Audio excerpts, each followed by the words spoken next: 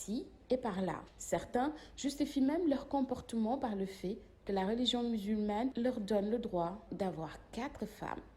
Un phénomène de plus en plus récurrent, les femmes qui ont des amants. L'infidélité dans le ménage, causes et conséquences, c'est le thème de votre émission Sans filtre. Les spécialistes répondront aux questions des téléspectateurs et des internautes. Vous pouvez y participer en posant vos questions sur WhatsApp 78 604 17 17. 78 604 17 17. Sans filtre, c'est ce vendredi à 22h30 sur la DTV. Moubarak noonu laa leen di nuyoo tey kontaan bu baax a baax di leen retrouver amis téléspectateurs de la DTV rawatina ñi nga xam ne ñoom ñoo bëgg équipe bi équipe bu sans filtre bëgg émission bi ci boppam ba tax na dañ koy bëggee saa su ne ma leen di nuyu bu baax di leen baalu àq bu baax a baax comme ni ma ko yàgg waxee rek wax na fa metti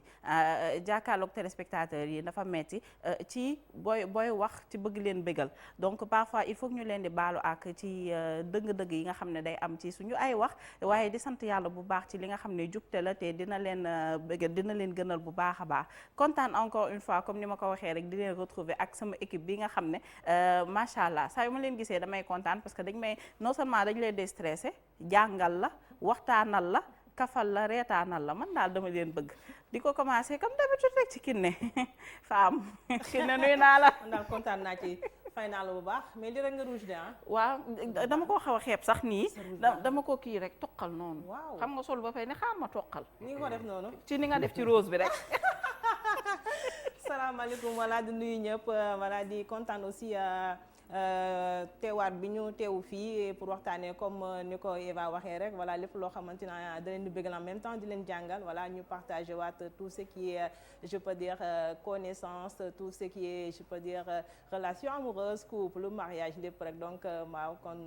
ñu tàmbali ci jàmm. mais yéen noonu tàmbali ci jàmm incha allah xam naa ne noonu lay demee kenn nag dafa mel ne tey koor gi da laa xaw a jàpp. bàyyi li ngay wax. ah teel na feeñ de 2 jours. sànq am na lu la béy di wax mais bàyyi ma nuyu ko ba pare mu dellu si ci loolu béy di nuyu naa la. ak a gaaw a feeñ donc di nuyu Khalifa di nuyu Kiné di nuyu téléspectateur DTV yëpp. di leen wax ni leen kooru jàmm. sant Njaay yi di ko commencé sama yaay. di si teg Kiné ak ñeneen ñëpp yal na ne yàlla may kattan bu ñu yeggalee koor gi xam naa du yomb si ñoom. donc voilà di amaat mbégte di ñëwaat ci beneen numéro seen émission sans filtre avec la magie de la télé DTV. waaw magie de la télé lu xuus rek nañuy def macha allah alors Khalifa suñu coach bu kii moom Khalifa moom yàqamtuwul daraay àddinaam tepp Khalifa nuyu naa la. ndànk-ndànk maa ngi lay fay soxna Eva di nuyu ñëpp tamit surtout dëgg-dëgg équipe bi ñu nekkal nii. te di sant yàlla tamit. waaw di ziar ñëpp ci weeru koor gi mais comme niñ koy jiitalee rek ñu jiitalee sant yàlla mi ñu may ñu fekkee ko. ñaan yàlla ñu fekkee ko ay at. amiin yàlla sàmm ñu ñuy seetaan dugal ci leeram ak yërmandeem ci dëkk bi def mbëggeel tamit suñuy xol ñun ñëpp. ak yéen tamit ñu seetaan te lépp lu ñu fiy wax rek yàlla na si yàlla def njëriñ. amiin merci. waaw mi ngi noonu alors Lucas suñu Lucas bopp bi nga xam ne mi ngi fi te nekku fi waaye man maa la jël def la sama wet Lucas nag il faut nga ñëw ma tegal la fii si chaise di jàkkaarloog yow tam nuyu naa la. amul problème xam nga comme dama la xamee tey kon ku tey du yàkkamti bientôt rek incha allah. incha allah dinañ la xaar. voilà donc maa ngi nuyu ñëpp vraiment encore une fois maa ngi rafetlu participation ma participer ci équipe bi c'est même pas une équipe c'est une famille. nit ñu baax dalal ma accueillir ma et j'ai l'impression que maa ngi nekk Sénégal alors que je suis à l'autre bout du monde donc loolu maa koy rafetlu weeru koor moom ñu ngi ci ñaan jàmm dugg ci jàmm xuus ci jàmm génn ci jàmm ak salaam ku ne li nga xam sa xol yaa xam incha allah yàlla dina ko ful parce que fi jàmm nekk rek yàllaa nga fa bu weesoo loolu lan laay wax maa ngi remercier sama communauté parce que lu ji njaag nag mooy njaag bu du woon ñoom du ma nekk fii kon maa ngi leen di remercier vraiment chaleureusement vous êtes de plus en plus nombreux au Sénégal à me faire confiance rawatina jigéen ñi mais góor ñi ñëw balaa maa weesu nag loolu muy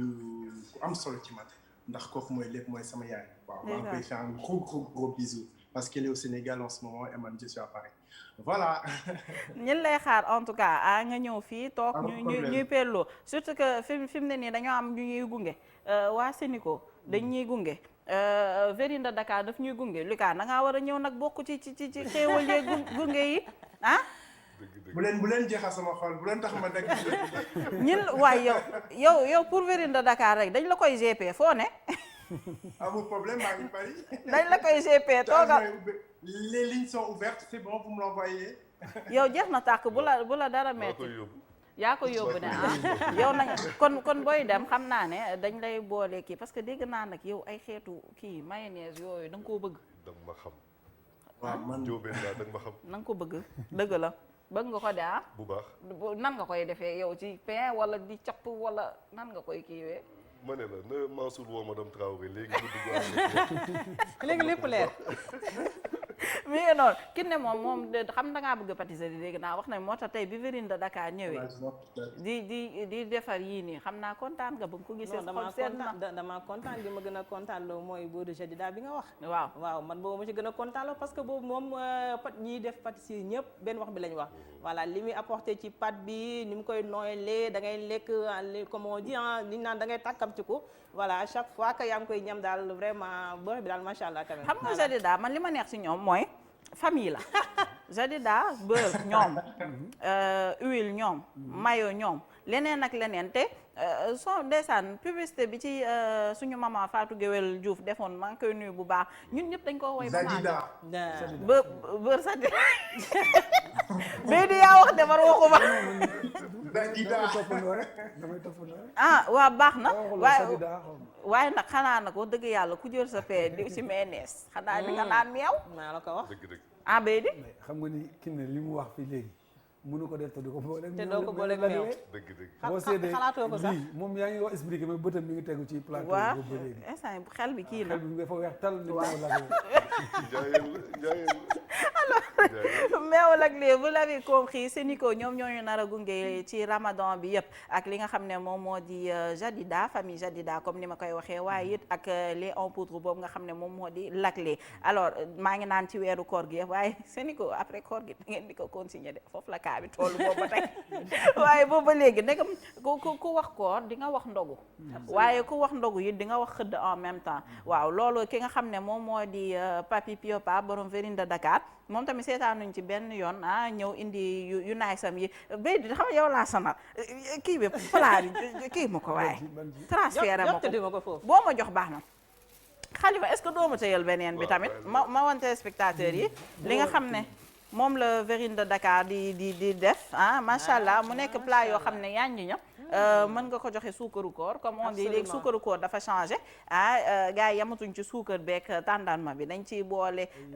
bagages yi yëpp ay plateau salé sucré ak yooyu noonu donc mi ngi noonu Vérine de Dakar moom tamit dinañu accompagner ci koor gi yëpp ak sûrement après koor gi incha allah ñu mën a di neexal li nga xam ne moom moo di suñu émission waaye comme niñ ko waxee woon la fois passée dañ ne woon tey bu ñu ñëwee ci vendredi bi dinañ waxtaanee li nga xam ne moom moo di infidélité nag nekk benn fléau boo xam ne day laal góor ñi di laal jigéen ñi ci suñu société de plus en plus ñu ko doon gis ci góor ñi ba ñu dem ba mu nekk lu normal lu banal léegi nag jigéen ñi dugg ci mu nekk loo xam ne jaaxal na société bi lool ñu amoon ci benn élément boo xam ne jotoon nañ ko dem ñu dem xooli élément bi dellu si waat léegi alors d'accord alors mi ngi noonu mu mel ne dafa yembagu mooy di infidélité Kiné dégg naa la keroog xaw ma Facebook laa am na fu ma la gis nga yëngal waaw di yëngal di wax ci bagage yooyu te dañoo menacé nag nee nañ tey bu fi kenn tudd infidélité góor ñi te bu jigéen ñi nekk fi dañ maa menacé tudduma tur nag dañ maa menacé non pour man menacé ci man kese ko est-ce que ci yow waaw ak yow ok man de bi may ñëw dañ ma arafto ba instant gisoo di ma diisee nii instant yi waaw nii laa def nii ndeysaan waaye du tee ñu wax de dañuy wax alors nañ dugg ci sujet bi infidélité dañ koy commencé ci góor ñi parce que tamit bu ñu demee ba benn instant mu nekk lu normal ci société bi ça fait peur léegi nag yamatul sax ci góor yi na ngay gis infidélité au niveau des femmes mu nekk loo xam ne bëri na torop léegi d'accord absolument waaw comme li nga wax rek instant yi ni dafa dem ba bon dafa banal quoi banalité la wala dafa dem ba comme dañuy wax rek bu ñu yàggee ba ñëpp di def benn affaire xam naa loolu moom bay di sax dina ci dugg waaw day dem ba mu yàgg après day dem ba benn genre règle lay doon voilà donc c'est bon je vais pas dire règle mais dañ koy banaliser quoi mais infidélité man à chaque fois damay dégg par exemple ñu naan cause conséquence mais man ce que j'ai l'habitude de dire mooy infidélité conséquence la parce que dafa am lu ñëw ba pare avant mu ñëw mooy lan en général couple bi bu ñu nekkee dafa am lu ñu naan source fan la jógee ba pare source bi nag en général man dama naan infidélité fan la commencé parce que balaa ngay wax par exemple li am nii da ngay wax fan la jógee ba pare pour ñu mën koo mën naa ni kar bu ma ko mënee waxee pour ñu mën koo dànkaafu donc source bi déjà fi muy jógee mooy dañ naan la soo demee ba xalaat ne quand tu es en couple nga jàpp ne par exemple l'herbe est plus verte ailleurs tey boo demee ba sa xalaat nga commencé di xalaat ne yow par exemple sa couple gis nga je peux dire fu gën a neex wala gis nga lu la gën a doy wala gis nga loolu rek déjà risque la pour nga basculer ci infidélité donc man je me dis que loolu mooy source bi maintenant conséquences yi comme li ñu wax sànq ni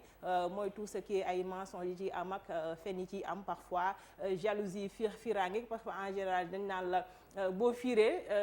boo infidèle da ngay fiir voilà parce que à chaque fois c'est psychologique quoi da ngay jàpp ne par exemple ce que tu es en train de faire peut-être que keneen ko loolu lay def voilà exactement. donc voilà ak yeneen yi nga xamante ni moo koy accompagner donc après ñu ñëw ci conséquences yi après ñëw ci solution yi bien sûr voilà. cause alors Voilà. Lucas bëggoon naa aussi nga ñëwul ñu tuuti ci cause yi en général infidélité parce que yooyu tamit na nga ciy wax ay wax yu neex ci réseaux sociaux yi donc comme nañ la ko waxee nay neex rek waaw yaa ngi may dànkaafu ok non mais très sérieusement c'est vrai que jusqu'ici c'est vrai que doon na xaw a anormal ñu jël infidélité daal di koy comment dire jox ko góor ñi rek c'est vrai que pendant très très longtemps les hommes se sont arrogés le droit d'aller voir ailleurs mu dem ba ci bopp nit ñi xam nga pratique bu amee ci société ba mu yàgg day dem ba bokk ci normalité c'est-à-dire day bokk ci conscience collective bi nit ñi pour ñoom c'est normal sauf que à l'époque pendant tout ce temps-là jigéen ñi dañoo nekkoon jël société bi yenn ko c'est-à-dire que jigéen warul a génn jigéen ñi tilimal seen dafay gaaw et cetera et aussi entre tout ça pendant très longtemps les femmes étaient dépendantes c'est-à-dire que bu leen seen jëkkër joxul ndekki duñu ndekki bu leen jox reer duñu reer donc ñu dem ba benn instant bi parce qu'on parle du Sénégal le pouvoir matériel financier est devenu démocratique d'accord démocratique jigéen dañuy dem di indi à un moment donné il faut savoir que sëy li ko takk tas ko góor mën na am lépp ci këram mais dem di gis ci mbedd parce que pour moom c'est normal góor moom jigéen ñëpp jigéen balaa muy génn këram lu rëy mooy am en général parce que déjà dina xam ne man de su ma defee lii su ko société bi yëgee ma yàqu donc li tax muy dem ba def ko mbir mu rëy am na ci kër gi donc souvent je vais prendre 2 exemples bu njëkk bi moom mooy en général góor gi weggu ko góor gi faalewu ko góor gi yëgu ko wala góor gi sofental ko wala sax góor gi dem xool di doxaan ñoo xamante ni ñu ndaw ñàkkal ko fayda ci kër gi dafay dem benn instant mën na ni waa man lan lay def damay tas wala mu génn mais parfois il arrive que jigéen gi li ci kër gi yëpp moom moo ko lijjanti donc tas këram ça ne l'arrange plus socialement mais pendant tout ce temps parfois il arrive que nag parfois c'est un moment de faiblesse parce que saa buy xëyee ci këram di defaru ni mu war a góoram ko xool jëkkër ji jabar ji day liggéey à un moment donné peut-être il arrive parfois que ce petit collègue là le comptable d'à côté qui lui dit toujours sa mbubb mi rafet na sa nangam rafet na peu à peu jigéen xool la nit la il arrive parfois un petit moment de faiblesse quand il y a un 2 il y a 3 il y a 4 ainsi de suite donc l'infidélité bu jigéen ak bu góor bokkul bu jigéen souvent ça prend beaucoup de temps et pour la plupart du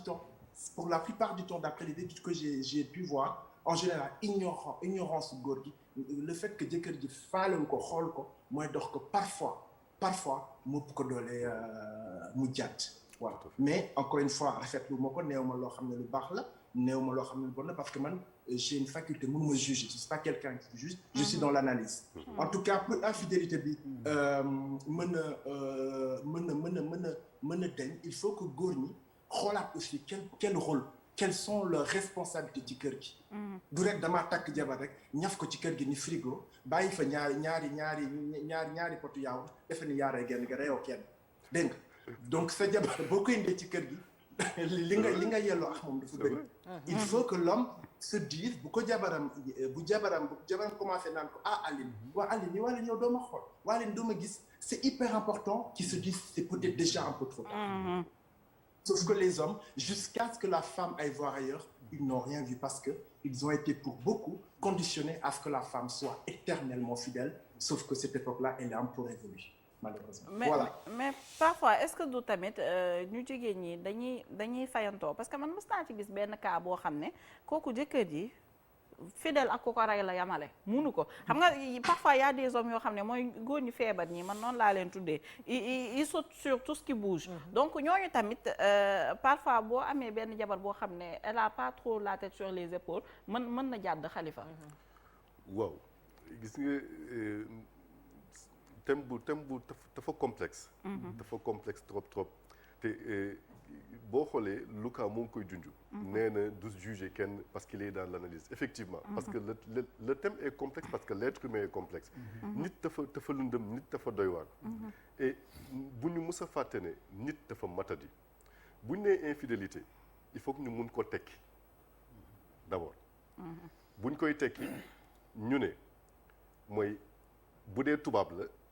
entretenir une relation suivie avec une personne ñu ne nga am keneen koy nekkal. bu dee olof la ko xam ne bokk la ki ngay sëyal. sa borom kër. waaw léegi ñu ne foofu ñaari mbir lay mën a am. mu ne nga am koo xam ne da ngay nekk bi bëggante lay jur. affection wala am na koo xam ne nekk bi sëy lay doon mooy relation sexuelle. boo xoolee yi ñuy faral di am ñaar ñooñu ñoo koy mën a lànk. léegi dafa am li koy indi souvent ku góor ki wala ku jigéen ki am na moom lu koy manqué ci biir sëyam loo xam ne amu ko si wàllu ki muy sëyanteel muy partenaire am mooy que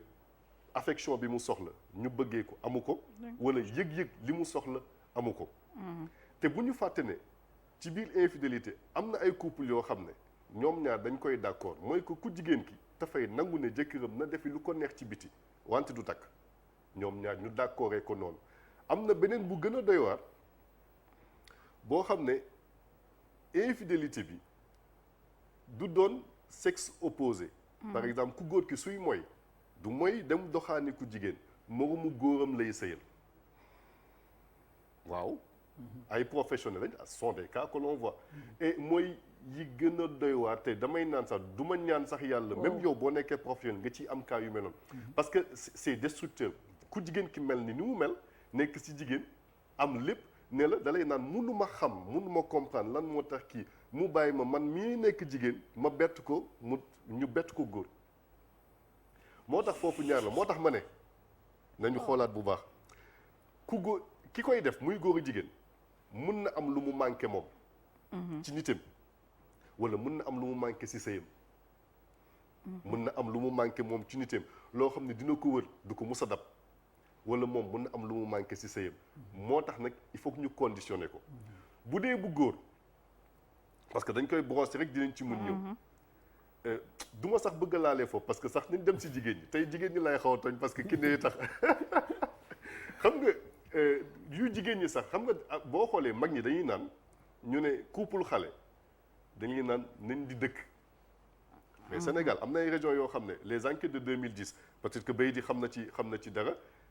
par exemple des régions comme Louga bi ñu lay wax le taux de jeunes d'une tranche d'âge boo xam ne bi ñu voyagé et tout mais xale nekk war a toog duñ ko justifier ça ne veut pas dire que dañ koy justifier mais nag couple jeune dañuy dëkk suñu dëkkul seytaane dafa bëri doole dafa bëri doole et puis nit la et gis nga li muy jur ci infidélité boo xoolee olof day naan mooy la wala njaaloo njaaloo mënuñu ko nangu c'est-à-dire l'infidélité ne s'excuse pas amoo rek foo ko mën a jàppandu léegi nag dañuy naan kenn mënul waat ne du ko def amul ku mën a waat si amul ku mën a waat ne du ko def xam nga li tax fi ñu koy jaarale dafa am benn misaal bu ndaw ñu ne dinañ ma may ma jël benn cadre de référence qui est lié à la croyance musulmane ñu ne yoomal xiyam si nattu yi gën a métti yi nga xam ne bu ñëpp taxawee yàlla si ñu muy ëmb si de son nombre ni ñu koy waxee lan lañuy wax mooy ki nga xam ne jigéen rëbb na ko mu daw tellement que tentation bu mag la jigéen rëbb nit nga am alal am kattan am taar toll su góor fi nga munti toll te jigéen bi amula xamal ne su la amul rek yàlla la ci dimbale moo tax comme ay nit lañ te kenn matul da ngay sabablu di ko dox wante bul gis kenn ba xarab ko parce que des fois c'est tellement complexe que nit toog ne la sama jëkkër voyage na 10 ans et puis beneen conséquence fi may tëjee képp ku ci nar a def xolaatal bu baax parce que gis nga doom ngi juddu ci biir sëy papam déclaré ko mais mu gis ne waajuram papam moom dafa ñëw rek nuroo ñële dañuy am yaram moom amul yaram wala ñii dañuy xees moom mu ñuul mu commencé poser question di gis ne papam dina foog ñëpp ba mu des moom turu papam la yor dama ci am ay cas muy màgg lool dem ba xam na ni kii juru ko mais mënul am réponse yaayam du ko mus a wax papam du ko mus a wax c'est-à-dire que buñ ko teree parce que li muy yàq moo doy waar les conséquences sont dramatiques carrément. Les conséquences sont dramatiques surtout bu jigéen bi mooy ñi nga xam ne xuloo am na ci famille bi ba borom kër gi yëkkati ko ci kaw ne seen yaay lii ay crise d'hystérique yu kenn xamul des dommages yoo xam ne irréparables waaw loolu c'est vrai bari na li muy xew ci kër yi parfois sax du yem ci papa ji kese belle-sœur yi wala entourage bi koo xam ne juboowoo ak moom rek dina la jéem a pas tuumaal mais dina la ko fàttalil wala fàttalil ko say doom te choc boobu aussi yal nañ ci yàlla musal waa yaakaar naa ni lu Kiné Luka ak Khalifa wax je pense que campé na débat bi mooy d'accord nañ ci ni nekkul fait bu ndaw en plus nekkul fait boo xamante ni daf ñu étranger en tant que humain donc ñu su fekkee dañ koy construire comme objet sociologique li ñu njëkk a def mooy il faut que ñu jàppee ko comme une dérogation de ce qu'on appelle l'exclusivité sexuelle et affective merci te loolu famille lañ ko maanaam ci mariage lañ ko concevoir maanaam dans les religions révélées bon dañu wax ni le rapport sexuel mais comment dire mënuñu ko jël wala mënuñu ko nangu lu dul ci biir néegu sëy bi c'est-à-dire foofu li ñu bëgg a wax foofu mooy exclusivité sexuelle bi am na fa après dinañ ñëw ci problème polygamie boobaa day dugg parce que polygamie bu duggee exclusivité boobu dafay jóge ci benn nit ki dafay démultiplier wu mais au-delà de ça bu ñu ko considérer noonu ñu gis ni kii infidèle nit ki amul ci moom exclusivité sexuelle amul ci moom exclusivité affective kon mi ngi am lu muy xool leneen wala mi ngi def leneen en dehors de comment dire de cette union mais leneen lu muy poser dëgg-dëgg en tant que nit mooy li ma doon tudd fii keroog bay wax ni l'homme pluriel mais fii nag day nekk le soi multiple maanaam yàlla soi statuaire mooy nit ki yow miy takk soxna wala yow mi am borom kër rôle bi la société bi dénk ci biir ménage bi yow nit kooku noonu il faut nga faire valoir ko mooy yow yaay nga jabar nga kii nga bëgg tout ça da ngay jouer rôle boobu mais y a l'autre soi boo xamante ni souvent c'est caché c'est à la recherche même des fois nit ki day seet soi am boobu maanaam nit dina dem ci infidélité pour avoir une réponse des fois mu dem am réponse bi bàyyi ko des fois mu bañ a am réponse bi des fa construire une autre relation boo xamante ni des affection bi da ci duggaat mu nekkaat loo xamante ni mooy fii ngay dem ba see ñu la diw de am na fee doom yàgg na mënu ko wax fekk dem na ba li nga fa yóbbuwoon commencement bi mënatu amatu réponse donc dafay faf nekk moo tax question bu centrale la pour ñu mën a comprendre déjà lan maanaam fan lay jóge quoi fan lay jóge xam nga tey mu ñëwaat mooy dañoo nekk société boo xamante ni l'homme est conçu comme benn nit boo xamante ni mën na am possibilité am benn 2 ba 3 ba 4 partenaires effectivement si sa cursus dundam jigéen c'est le contraire bu dee suñu diine la bu dee ci diine chrétienne la moom xam nañ ni loolu polygamie amu fa donc gis nga mais bu ñu fàttee ne suñu société aussi am na yeneen croyances yu fi nekk wala boog bu ñuy considérer d'une manière générale ci yeneen dund yi mën naa si joxe benn exemple xam nga ñun suñu conception famille dafa ancré wu ci religion ak ci suñuy réalité socioculturelle moo tax ñun ñu concevoir infidèle comme noonu mais am na société yoo xamante ni multiplication des rapports avec d'autres partenaires n'est pas synonyme d'infidélité. Oui. Effectivement. Je donne un exemple. boo demee Chine am na benn ethnie bu ñu wax foofu leen naa. Effectivement. sànq am na ku ma doon discuter bu muy waaroon. C'est vrai. ethnie boobu foofu daanaka mën nañu wax ni polyandrie la mais en réalité amul union matrimoniale amul mariage amul paternité amul mariage amul paternité effectivement ku ci nekk lu ñuy wax des rencontres fictives mooy am maanaam bu guddi jotee góor ñi am nañ possibilité fu leen gën a jege ci jigéen ñi dugg fa waaye nag amuñu sañ-sañu di fiir amuñu sañ-sañu di demander l'exclusivité sexuelle ñoom seen conception foofu mooy que ni c'est vrai que ni l'homme est dépositaire du sperme moo mën a jur xale waaye nag l'esprit derrière mooy nijaay ji moom la doom bi di incarner esprit effectivement moo tax foofu papa amu fa jigéen ñi ñoo am maanaam xam naa ne am na ñoo am te ni tey ñi ngi doon na loolu na am si wala il faut ñu jëlee ko ci maanaam ci angle boobu yëpp tey boo demee yenn dëkk yu mel ni France peut-être Lucas mën na ci xam dara seen conception mariage peut-être bokkul ak bu Sénégal ci parce que dañuy dem ba xam ni en réalité li ñuy maanaam dafa mel ni nit ñi kenn mënu leen tëj fenn que dañuy am ay amant ak dañuy am ay maîtresse que ba dañuy mel ni dañuy yombalal lool maanaam nit ñi dañ ci des rek socialement maanaam mariage comme benn dañ koy officialiser nii rek mais tënkul seen dund. mais Beydi ma ñëw en France ak yooyu noonu ñoom au contraire ñoom dañ koy metti c'est-à-dire ñoom diw dafa am maîtresse ñoom mën nañ ci xaru mën nañ ci divorcer yooyu yëpp mën na ci am ba pare man ce que je dis mooy xam nga li nga wax noonu xam nga quand on parle d'infidélité c'est parce que ñun dañu jàpp ne c'est anormal déjà yow li ngay wax nii loolu peut-être beneen domaine mais quand on parle d'infidélité c'est pas normal pour nous donc ñun li ñuy wax man li may wax mooy gis nga infidélité man li may wax mooy dafa am ay type d'homme comme li nga wax am na mais waaw kay ay type la dafa comme li nga wax waxtaan leen bu jubóo commencé ci nga fais attention toi baax na comme li nga wax am na mais loolu yeneen culture la yeneen croyance foofu kenn du fa wax infidélité foofu leen la ñuy tudd mais chez nous infidélité lañ koy tuddee parce que loolu ñun xamuñu loolu lu ñu xam mooy ñun li ñu xam fi ne type d'homme yi fi am mooy ki nga xam ne day wooyee boppam monogame mais duñ koy tuddee monogame infidèle mooy lan danaan monogame yi day jouer la monogame ba pare te teewul je peux dire day am benn comment dire relation extra conjugale fële na le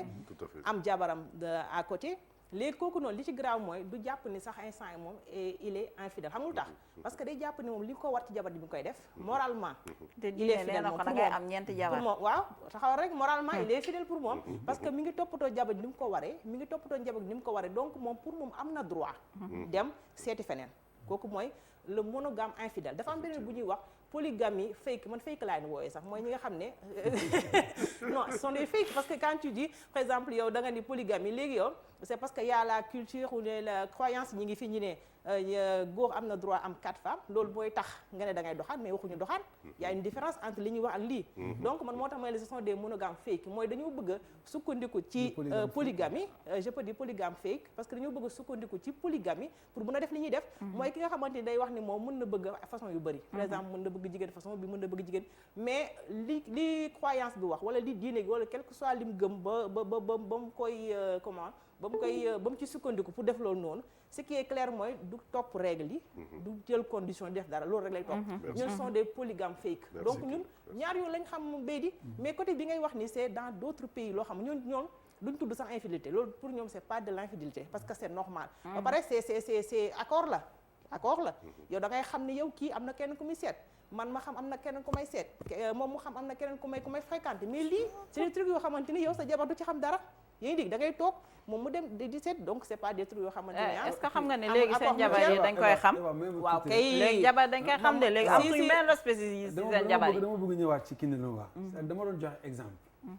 maanaam ci beneen conception boo xamante ni à la base sociale loolu lañ gisee d'accord ñun suñu base sociale donc dafa am couleur religieuse bu mu très bien mais dama ne même ba ci loolu tey ki nga xamante ni góor la ñi ngi koy yar mi ngi gis ni en réalité papaam am na yaayam am na tantam am na kenn ci kër gi donc moom déjà xam na ne am na possibilité am loolu effectivement donc bokkul ak ki nga xamante ni nag moom de un dafa tënku ci kenn xam na ni amul choix wu am beneen beneen mooy aussi ñu ñëpp d'accord nañ ci le fait que aussi l'infidélité bu ñu koy wax à la base c'est comment dire un secret c'est un secret waaw maanaam trio lay nekk wala peut-être mu ëpp ko mais kenn kii dañuy def tout ba du xam ñeneen ñi ñooy xam waaw xam nga très bien voilà doo am accord mutuel quoi foofu noonu ñun waxuñu ni c'est anormal mais nag dina société dina egg foo xamante ni lu ñuy wax la normalité dafay changer. Absolument. mën na dem ba ñu def ko finalement gis ne est-ce que dootul nekk norme sociale. li tax mooy Khalifa wax na ko mooy des fois nga gis day am compromis ci yenn famille. xam nga cas bi ñëw dugg luñ ci les échangistes. waaw si non dinañ ci ñëw. donc moom la am na ñoo xam te ba ñu gisee ni mënatuñu fajee lii dañoo ut yenn astuce. pour mën a peut-être libérer nit ki tuuti mu génn ci. te maintenant léegi ça se développe plus au Sénégal affaire couple échangiste yooyu noonu waaye Lucas fi ma bëggoon ñëw ak yow mi nekk ci ak tubaab yi man foofu li may dégg diw s'est suicidé parce que jëkkëram daa am maîtresse. diw a abandonné xawma kan parce que dafa am amant c'est-à-dire ñoom ba tey moi j'ai l'impression qu'ils ne conçoivent pas du tout l'infidélité. Alors moi ce que je voulais merci beaucoup pour question bi je trouve que nous dans nos sociétés africaines on va dire à tendance musulmane l'infidélité entre guillemets a été institutionnalisée religieusement. D'accord? Parce qu'il faut di góor bu mënee bëgg plusieurs jigéen alors que jabaram àndu ci c'est de l'infidélité. Sauf que il a le soubassement de la religion pour dire que am naa raison am ñeenti jabar. Donc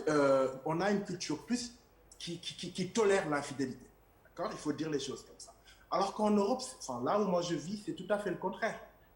On a plutôt institutionnalisé la fidélité. L'infidélité devient quelque chose d'extrêmement confidentiel. Ça détruit des vies. Il y a très peu de femmes qui acceptent ça. Donc les hommes qui sont infidèles, ils limitent même, ils ont, je sais pas moi, ils ont un logiciel à part entière pour me tromper leur femme. Alors quand on voit au Sénégal, en général, c'est à peine caché en fait. Donc ici, malgré, la différence c'est qu'on a une société ici où les libertés individuelles sont plus respectées. Du coup, on va aller, il y a des couples qui sont, comme l'a dit le sociologue, libertins ou libéraux, mais c'est pas la même chose. On n'est pas dans l'infidélité parce qu'ils l'acceptent.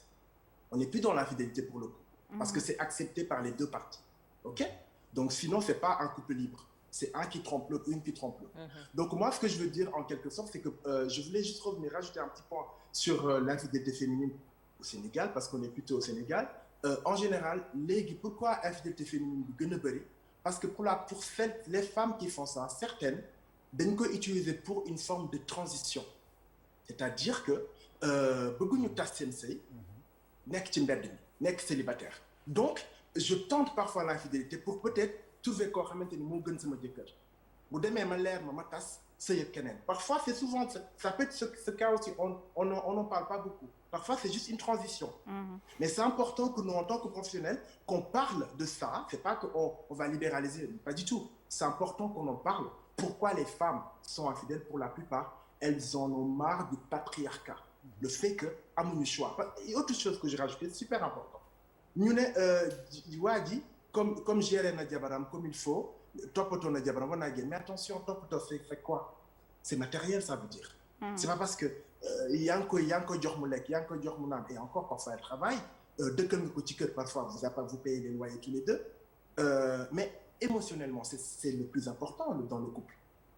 Parce que génn ci mbedd sax am loo lekk ce qui est important la base d'un couple c'est l'émotion. Si émotionnellement sa jabar kontaanul, qu'est-ce que tu vas lui dire? Que tu t'occupes d'elle? Non, tu t'occupes pas d'elle, c'est pas vrai. Donc il faudrait aussi qu'on se dise la vérité. Góor gi dem di génn ci di seeti keneen, pour la plupart du temps il abandonne sa femme n'est pas épanouie. Donc il y a déjà une espèce de manque de respect, en tout cas on trahit le pacte qui fait la base d'un couple, et ben c'est la cohésion émotionnelle. Amu fa. Man de li ma bëggoon xam lan la tamit c'est que ngeen baal ma nitu diine na ngeen waroon nëbb góor ñi ne war nañoo am yent jaba daal jaam na ñooy pare ñëpp noppalu. nitu diine dañoo waroon nëbb góor ñi nga xam c'est-à-dire ku jàngul doo xam ne am nga droit am gànjar góor bu jàngul alxuraan doo xam ne am nga droit li kii wax Lucas la laa bëgg a doon tuuti par rapport ak jigéen ñi lu tax en général ñuy def ñuy infidèle lu ci bëri tamit man damay gis cas yooyu noonu mooy parfois da ngay nekk gox boo xamante ni xam nga dafa am feebar yoo xamante ni xam nga dale li naan éjaculation précoce tout ça loolu noonu am na gox yoo xam ne bu leen dalee je peux dire man dama gis ay cas ñoom duñ nangoo faju imaginel nga nekk góor gis naa cas yoo xam ne c'est des années góor loolu dal ko mu lànk du faju par ego nga nekk jigéen yow doo xalaat kii par exemple moom est-ce que moom soxla na moom wala dara c'est vrai nga lànk mu lay yóbbu jëlal la rendez-vous demoo mu essayer def des trucs nga bañ ni non man duma dem parce que su ma demee dañ naan truc yow nga fàtte sa jabar bi nekk ci kër gi moom am na ay besoin loolu tamit ça pose problème parce que man dama ci gis ay cas yu bëri yoo xamante ni loolu tax ku jigéen ki day dem ba mu yàgg nag xam ne kii nag comme moom l'égoïste boppam doo nga lay xool moom tamit de son côté mu dem defi leneen waaw comme on dit nag loolu sa borom nga koy layool ma divorcé nga dem ma dem ñëpp non moom laay wax xam nga li kiy wax sànq dëgg la on ne juge pas xam nga problème bi mooy il faut que rek ñuy comment on dit ñuy kii ci kii bi comment on dit ci fee yi comprendre nga waaw ci fee yi yem ci fee yi parce que ku nekk rek comme li nga wax ku nekk am na bu doon moom la nu mu war a def comprendre nga mais ki ka def pour te dire parfois dañ lay expliquer parce que da ngay wax ak ñoo xamante ni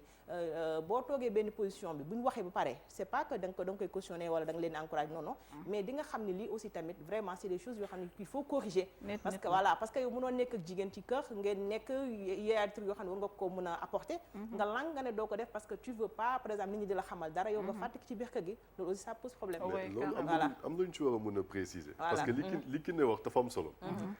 mooy que lan moo ko yombalal léegi dañoo toll foo xam ne dañoo naan la libéralisation de la sexualité bu yàgg ba ñu suñu maam yeeg suñu waajur yi doon dundee am na loo xam ne ñoom daawuñu ko woon gis ci mbedd mi léegi da ngay dox Dakar di nga gis ñaar ñu nekk presque sax di fóonante nañ ko wax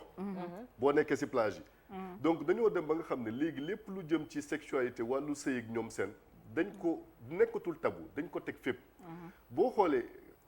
ki ne moo ciy gën a sonn parce que jigéen ñu bëri ay affaire de séduction c'est-à-dire que dafa nuroog li gën a am solo ci sëy mooy bànneex boobu sa bànneexu bakkan boobu kese nit ki jaral leen ñu ciy gëstu lu nekk di koy def ba nag léegi nag dugg nag ci wàllu fantasme fantasme mooy li nga xam ne nit ki dafay naan lii war naa ko def pour am fu ma egg ce qui fait que bu ko jéemee te eggul foofu rek day naan am na lu motul foofu am na lu ko manqué donc ce qui fait que même si seen wàllu sëy ñu bëri dañuy dund frustration muy comme góor day dund frustration ba semaine passée waxoon nañ fi affaire pornographie te dëgg la muy góor ak jigéen ñëpp di ko utiliser léegi frustration boobu effectivement léegi lan moo koy indi frustration am na amaana frustration affective mooy que mbëggeel bi ma doon am joxuñu ma ko wala frustration sexuelle comme li ki ne doon wax mooy que si wàllu sëy bànneex bi ma doon amuma ko léegi lan moo ci des ñu am ñu ne benn barrière boobu mooy métronome mooy la barrière morale mooy benn barrière boo xam ne mooy tax ñun ñëpp fii am nañ ko ñaar lañ ci am la police de la conscience ak le tribunal de la conscience police bi conscience mooy lan li lay won ne weeru koor lañ nekk tey lii soo ko fi gisoon 10 heures mu nekk sa taabalu bureau doo ko laal police bi moo lay naan bu ko laal tribunal bi nag dafay bàyyi ba nga laal ko mu doog a commencé ñëw yaa ñàkk jom lan moo tax nga laal ko yare wuñ la ci lii léegi nag gis nga infidèle kii njaaloo police boobu dafa nekkati moom dafay jàpp ne da koy def ba pare nag après doog a xalaat am na sax ñoo xam ne dañ koy def ba pare amuñu si regret dañuy naan amul problème waxu yàlla duñ ko dégg ak keneen koo xam ne dina ko def ba pare bànneex bés bu nekk nag di ko rëccu lan moo ma def loolu yi lan moo ma def loolu yi waaw donc il faut que ñu analyser parce que ku ci nekk am na tontom am na koo xam ne pour moom bànneexam nu mu ko mun ci amee baax na jabaram da ko ci xam nangul ko am na sax ñoo xam ne seen jëkkër ay jigéen dañ leen koy xam ba pare sëgg ci am na si ay cas parce que dafa am bi ma njëkk alerté waa ji jabar ji dafa jékki-jékki rek du jour au lendemain xëy jël bagage am yëpp génn ba ko kër gi imagine góor c'est-à-dire que buy wax ak yow day naan alerte bu gën a ndaw amu ko ci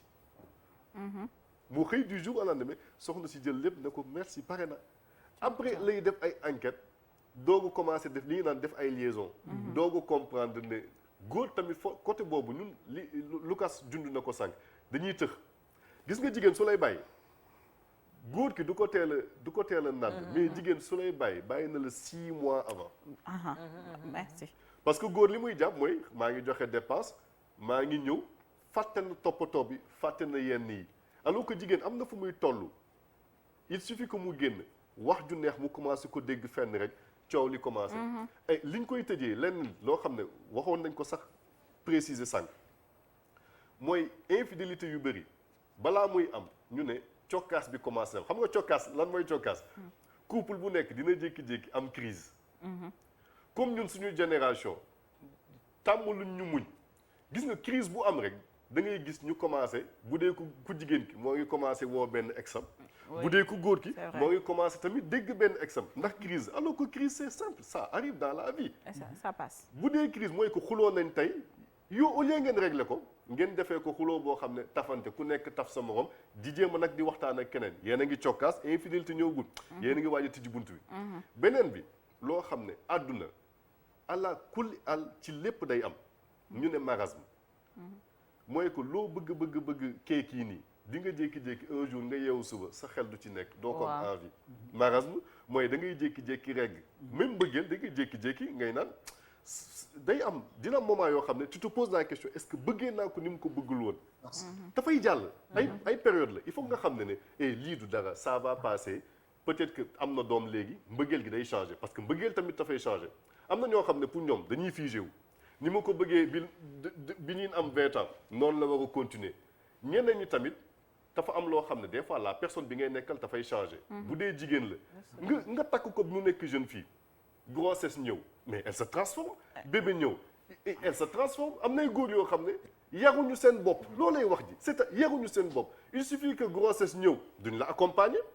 nga wasin ñu ne ay ca commencé doxi ci mbedd mi waaw bu dee jigéen nag am na yeneen cas yu gën a kii sa yaram mooy commencé changer ñu naan la da commencé na nga pataaw ak na nga wow ak na ngaa futi di la wax ay affaires yoo xam ne toi en tant que femme ça te blesse léegi yow boo génnee ci mbedd bi gis koo xam ne mi ngi lay apprécier à ta juste valeur amaana nga jox ko nopp te boo ko joxee nopp rek maa deetaane mooy egg ci li ñuy wax infidélité bi ñuy wax bay di waaw non ñoom fi ñu tënk affaire Khalifa ñëw na si léegi mooy day delloo nit ki ba léegi ci ñu wax individualisation maanaam nit ki yow si sa bopp avant ngay nekk benn membre ci couple mooy yow yaa ngi dëkk ak keneen am na ay compromis social mais aussi au-delà des compromis sociaux yi nga xamante ni moom la ñu nit ñi dugaleen ci cadre mooy am ngeen beneen mbir boo xam yii ñaar ko sékk te loolu mooy mbiru couple bi te dafa am ñoo xam ne ci biir maanaam même ba ci bu ñuy dem ba yegg ci mooy wax na ko cokkaasi on a tendance à créer un autre monde à côté parallèle boo xamante ni dañ fay épanouir te dañuy jàpp ni en réalité fictif la te mën nga xëy rendre compte ni tu t'es créé un monde réel bien sûr exactement moo indi double vie fictif mais au début mooy li ma doon wax mooy nii ñaan yàlla rek suñu choix statuaire nekk suñu choix naturel mooy man ki ma doon si rôle bi may incarne na fekk ni dëgg-dëgg loolu la sinon ki ma doon bu ma wéetee man kase il faut ma wëri ji ko il faut ma xam lan la il faut question yi may posé wu si sama yaram si sama xel may trouver di xool ba xam dama am ay réponse te loolu des fois di mën na tax nga sori maanaam sa partenaire di xoole ji leneen parce que da nga naan non cadre bi mënu ma fi jouer xam nga tey am na ñoo xam tey mënuñu ni jàkkaaroo seen soxna wala seen borom kër ne woon diw est-ce que man nangam yegg ci ñoom ci yéen seen biir est-ce que man seetlu woon am na ñoom bu ñu fa egg dañ koy bëgg li jëndi seen bopp ba mën na leen dugal feneen mooy wax na ko crise am rek ku ci nekk xool feneen fu gën a maanaam nit dafa bëgg tranquillité donc bu fekkee dañ ko yëngal ci fu mu nekk day utiwaat zone de confort feneen te nag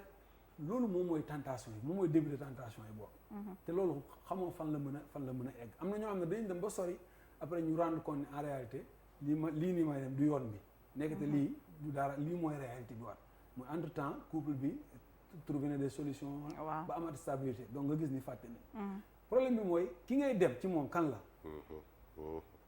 ki ngay dem ci moom par exemple tey bu fekkente ni da nga tu te créé un monde parallèle wala beneen environnement boo xamante ni yow jàpp nga ni foog nga épanouir nga fekk fa un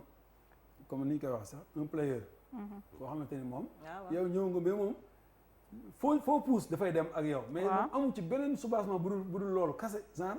bu ci pare na ci ni nga bëgg a dégg rek la lay wax waaw kooku mën na laa dugal ci beneen bi mooy sama benn xarit dafa mus a indi benn questionnement bu am solo boobu parce que benn couple la woon ku jigéen ki di mere ku góor ki toujours quoi di ko mere ku góor ki jàpp na ni moom li mu war a def mi ngi koy def coow amu ne man damaa xamul lan laa def que non xoolal lan nga deful bu xool lan nga def xoolal lan nga deful mooy xoolal est-ce que amul woon loo war a def te defoo mais tamit nag man xam nga foofu dama am problème parce que après à un moment donné on croit que mariage bi yëpp ku jigéen ki la côté séduction ku jigéen ki la côté def ku góor laa lay wax ku góor ki moo ne lan la wax ni maanaam def na lu mu war a rôle am joué na ko daal lan la def ku jigéen ki waaw loolu la ki expliqué ni fekk ni dafa xamul ni en réalité li muy def maanaam tuuti na très bien par rapport ak lu mu war a def xam nga lu indi lool xam nga man je me dis que c'est dès le début xam nga lu tax le but gis nga góor li koy dugal ci mariage bokkut ak jigéen li koy dugal ci mariage c'est dès le début xam nga góor day jël parfois mu am vide toog ba mu yàgg wéet parfois solitude parfois je peux dire ñu bëggoon koo may kenn mu bëggoon a takk kenn may ñu ko mu dem jël keneen gis nga loolu boo duggee ci condition yi noonu ci mariage bi en général yow li ngay jàppee ku jigéen ki en général wala am na góor ñoo xamante dañ leen toog waaye doo takk jabar ñu jékki-jékki pression sociale ñu jékki-jékki dugg ci gis nga noonu bii boobu bu fekkee ni yow par exemple c'est pour juste l'image apparent des trucs comme ça ñu ne moom kat am na soxna léegi wala mi ngi fondé famille des trucs am na góor ñoo xamante fi ne loolu kii boobu la ñu yor léegi loolu bu la dugalee ci jigéen yow pour yow instant yi boo ko takk ba yóbbu sa kër rek xam nga looy xool ci moom kii daal soxna la pour toppatoo kër gi jox doom truc côté boobu ngay xool beneen côté bi pour nga investir c'est un problème parce que li la dugal ci affaire bi la parce que comme li mu wax nii lu tax ngay dem ba mu yàgg lu ma deful da ngay jàpp ne yow def nga lépp comme li Lucas wax joxe nga dépense boo xëyee yaa ngi koy jox mu lekk yaa ngi koy jox bu naan yaa ngi koy des trucs comme ça léegi c'est bon parce que boo gisee par exemple yenn jigéen ji kaas li ñuy wax yow manqué woo dara manqué woo dara yow sa lépp mën na mais c'est des trucs yoo xam c'est émotionnel yoo xamante ni sax c'est pas de l'argent du xaalis loo xamante parce que jigéen dafa bëgg attention jigéen bëgg parfois ñun ñuy tooñaa dañoo matériel tout ça mais ce qui est clair mooy man gis naa jigéen ñoo xam ne mën nga leen jox milliards mais am na lu attention bu ci amul bëgguñu te je te dis de la majeure partie des jigéen foofu la ñuy mujjee parce que loolu nit jox bu amul attention bëggoo day dem ba dootu xam ne affaire la lay nuroon donc man je me dis que c'est dès le début góor ki li koy dugal ci mariage en général te ça c'est la majeure partie des hommes en général bu ñu dugg ci mariage c'est juste parce que dañoo dafa jot ñu am soxna dañoo gis seen morom yi ngi am njaboot war nañu am tamit doom balaa ñëw je sais pas dem ba màgget ñu leen mën a yar wala seen famille mu ngi lay topp il faut nga tax des trucs comme ça image bi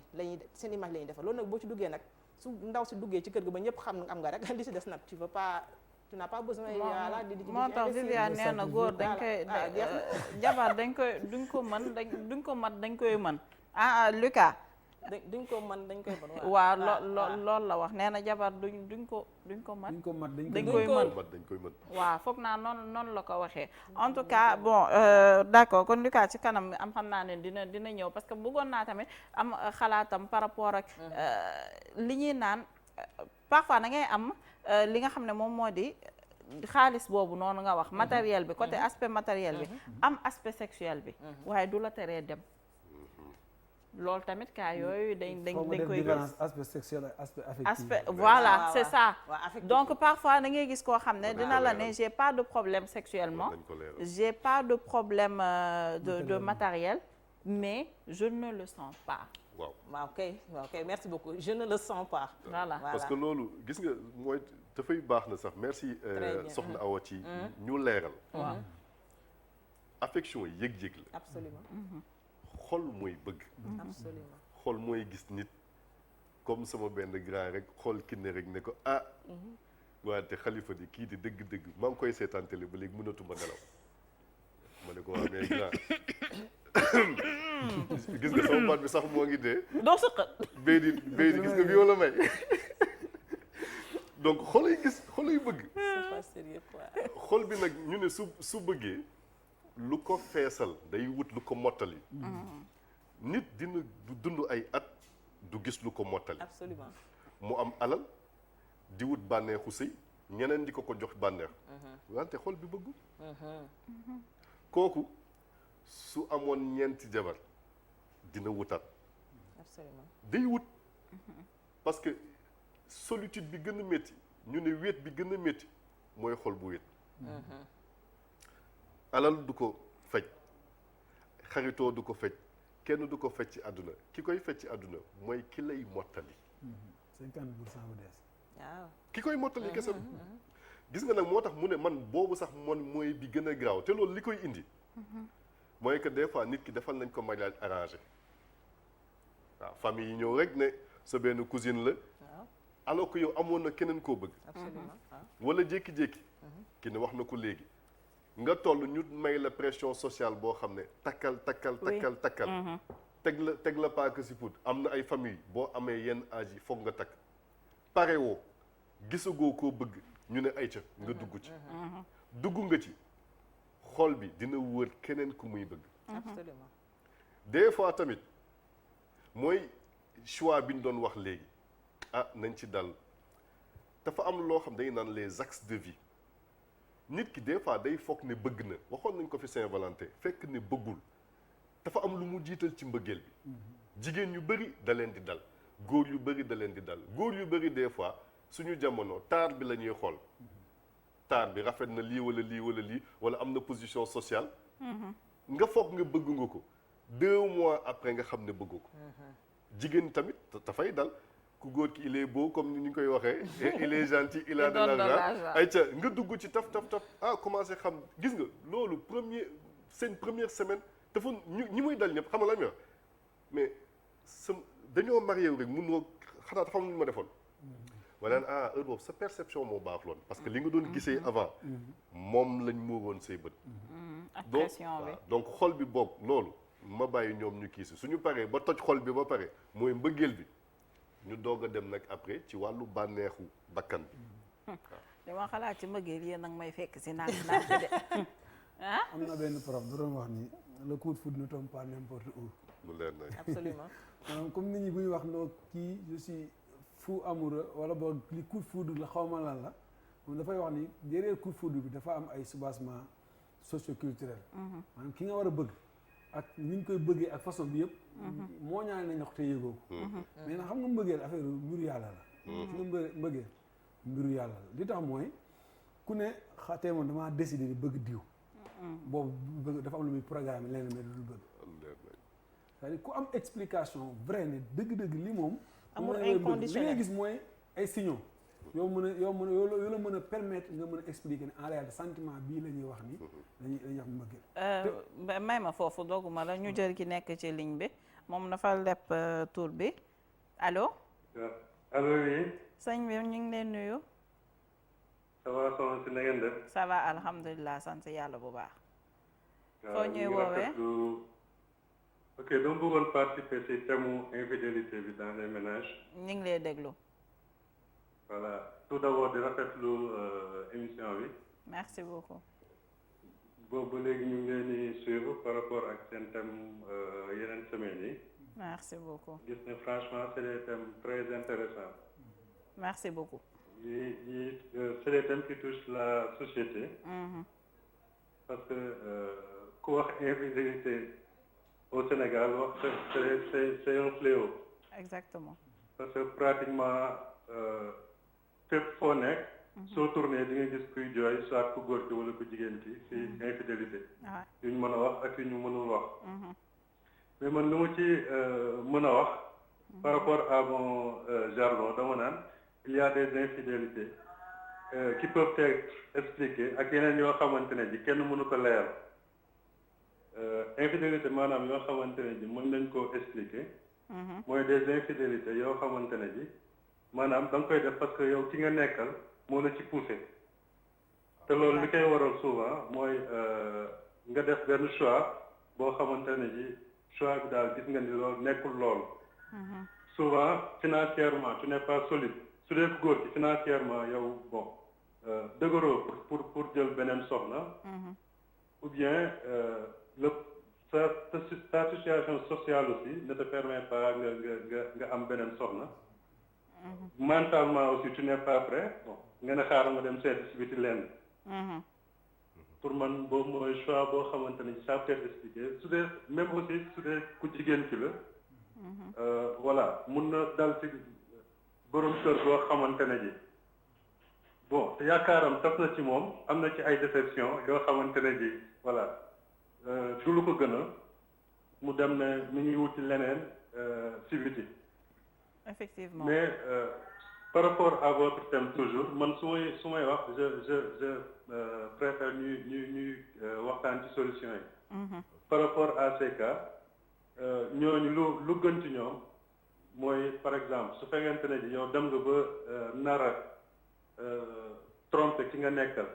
vaut mieux nga ñaan ko baat wala nga may ko baat te dem nekk ak keneen. franchement parce que lu bon su ko ñëpp di def du tax mu tagal. te nit ki du bonam ba pare yow di tax nga bon. waaw. donc man loolu laa ci wax. beneen bi nag mooy une infidélité boo xamante ne ji c'est inexpliqué mooy maanaam ku góor koo xamante ne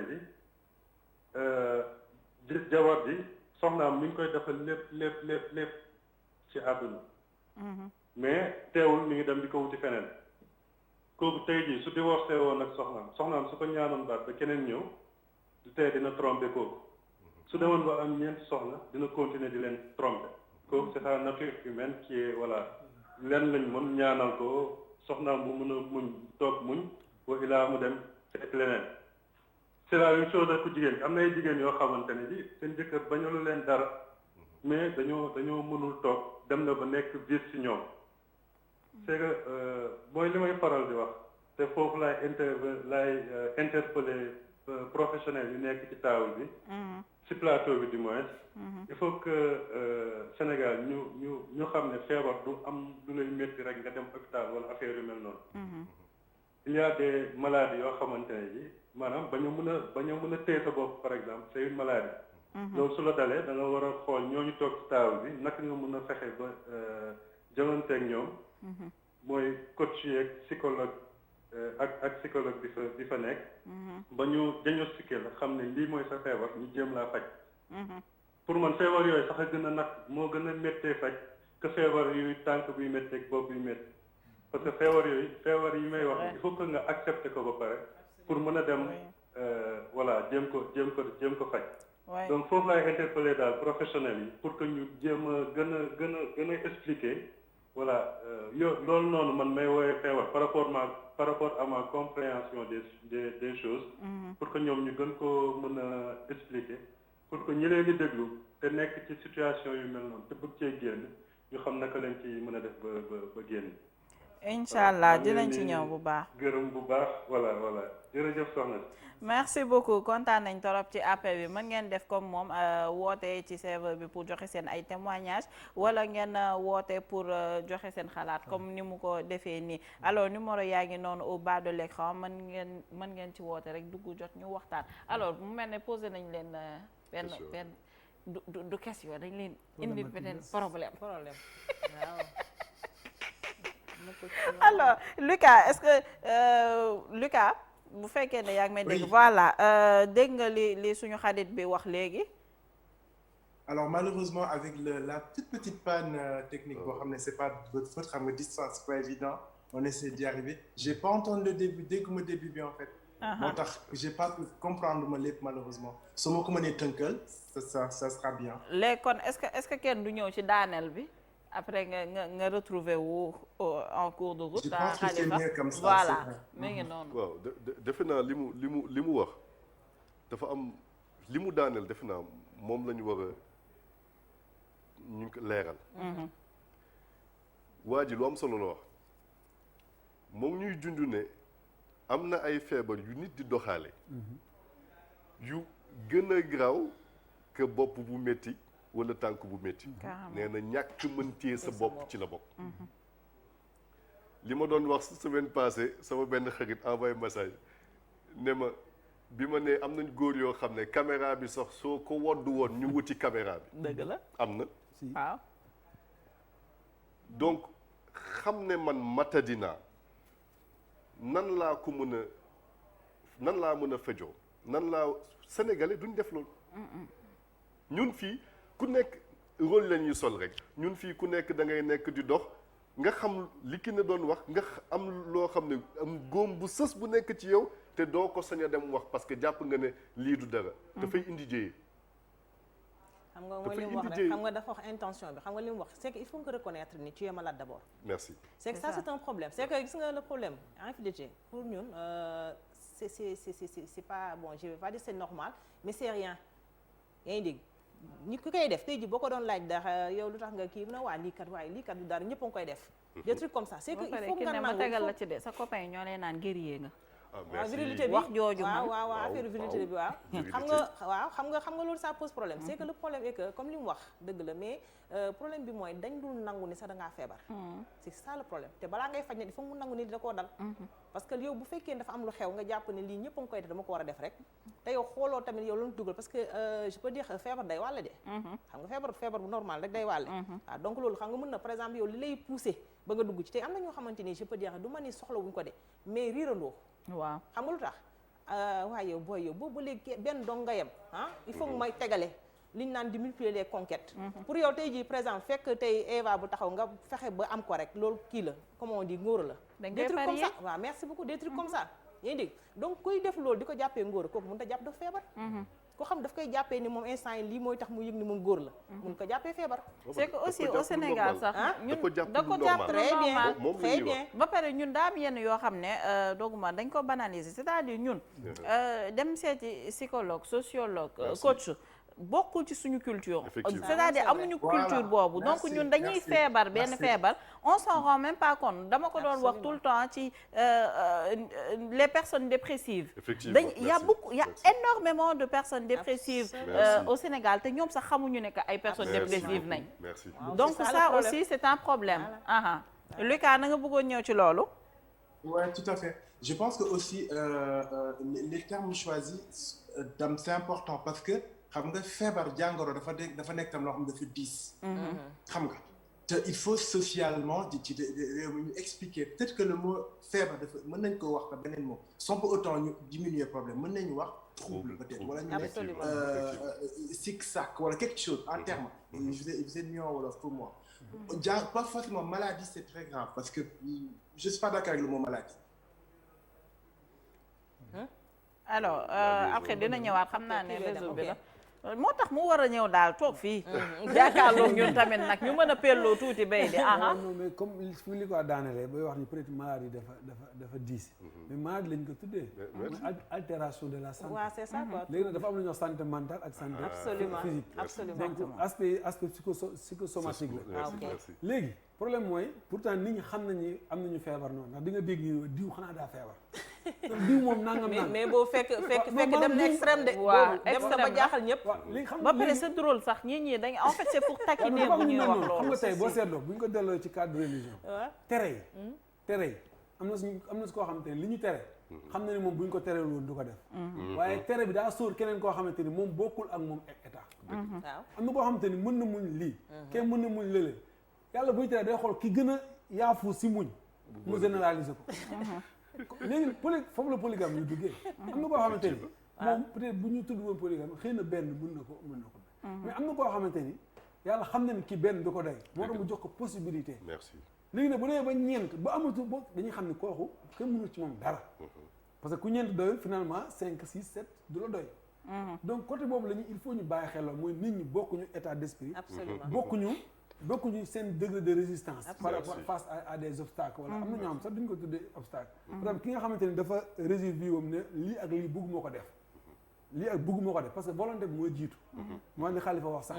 gis nga fii ko yàlla dimbali moo fi nekk ak te yàlla bu lay dimbali day fekk yow nga am volonté avant au préalable ne man de fas yéene wax dëgg yàlla du ma def nii ba demee bay daanu yàlla fekk si ne kii kat ku amoon volonté bañ a daanu la kon nag dinaa ko jàpp ci fii mais est-ce que loolu bay di est-ce que loolu day di balaa ngay wax ni yàlla dimbali est-ce que tamit diñ naan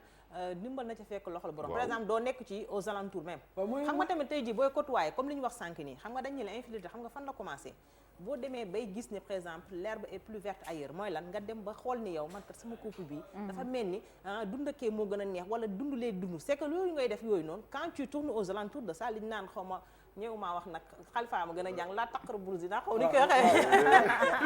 waxee waaw bu jege bu laal donc est-ce que c'est pas ça parce que balaa ngay wax yàlla moo lay dimbali il faut pas que tu tournes aux alentours moo dama jiite volonté voilà gis nga volonté li tax ñu ne volonté mooy sang très bien parce que nit bu amul volonté kenn mënul compter ci moom kenn mënul compter ci moom xam nga tey mooy li mu wax ne boo xoolee si diine sax laa taqrabu zina maanaam ne te mets pas dans des conditions yoo xam da lay yóbbu ci lële très bien maanaam wax ñu la bul parce que ñu naan bul laal bul jege bul jege laal kay mënut a am te jege amul très bien bul jege lañ la bëgg a wax bul jege lañ la bëgg a wax foofu voilà léegi mooy li ma wax des fois mën nga bañ a wax gis ni l'herbe est plus verte qu'ailleurs mën na nekk rek ni yow yaa ngi ne non xam nga ni naan des fois poto boo ko sëkk yow doo xam degré de rigidité bi waaw am na ñoo xam te ni dañu am maanaam envie secouer ba xam xool ni est-ce que li dëgër na am na ñoom dañu am envie boobu bien sûr am na ñoom dañuy dem ñëw ne dëgg-dëgg li ma yor moo gën am na ñoom dañuy dem ñëw ne dëgg-dëgg daal kenn du kii comment maanaam mais xam nga lu indi loolu bay di xam nga lu indi loolu parce que avant dañu yaakaaroon mais toujours dañuy jàpp ni fële c'est plus foo gën da ngay dem deena moo gën nga dem xool xam ne la nga bàyyi moom nga delluwaat mais c'est que le problème est que en général bu ñuy jug pour dem en général dafa am lu leen di pousser xam nga la comme Khalifa wax na ko sànq manquement la d'abord loolu moom base bi loolu la infidélité moom quel que soit lu ñu mën a wax manquement la man am na góor yu ma jot a laaj ñu ne ma c'est pas parce que ndaa am dara loo manqué moo tax ngay dem ci biti moom laay ñëw bàyyi ba kii xam nga loolu mooy gis nga le principe général effectivement manquement la am na nag koo xam ne ñoom lay faral di wax les vrais polygames manquéwul dara si jabaram du njaaloo de du génn pour kii ko déedéet moom xam nga béy di wax na ko fi léegi gis nga góor lu doy waar la il y a des hommes qui sont par nature polygames et assumés c'est-à-dire su amoon sax par exemple li may faral di tooñ étudiant yi ne naan Beyoncé soo ko joxoon Beyoncé dina ko am téye Beyoncé wutiwaat beneen Beyoncé mooy que moom si boppam dafa nekk góor boo xam ne il a des désirs am foo xam ne un très fort ego gën di ego day am jabar bu baax ñëpp xam ne ba pare mu dem wutiwaat leneen teg kooku buy takk souvent boo xoolee mooy day am ñoo xam ne dañuy takk ay ñeenti jabar wala ñaari jabar ba pare téye jabar yi am kii parce que buy dem ñëpp day fa xam ne dafa téye jabaram bi mu njëkkam da koy defal lépp lu mu ko kii te du ñàkk fayda mais moom ci boppam mooy am bëgg wuti leneen ñëw teg ko bokk la ki nga xam ne jabaram dafay takk jabar pour combler benn manque jabar ji kële buy takk du takk pour combler dafa am lu mu am mu toog ba pare ba géex ba pare mu xool leneen mu doy ko mu ne bàyyil ma wuti wóobu yàlla nañ doon ñooñu way astafurlah da koy dëggal ba mu nag waaye ba dugal la fi mu la bëgg a dugal waaye wax mooy expliqué noonu naa ñaan nañ doon ñooñu astafurlah Khalifa wax nga li ngay wax pare kon loolu mi ngi sa biir xol waaw dégg nga ko mi ngi sa xol mi ngi sa biir xel moo tax mel leen gis nga ñoom dañuy am ay excuse absolument excuse bi mooy xam naa bu ma jëlee téléspectateur bi ba pare kii ne ci ligne bi après ma ñëw ci excuse bi allo allo waaw sëñ bi noo def sëñ bi déglu ñu ak téléphone bi nga wàññi ñu télé bi tuuti rek pour déggante bi gën a neex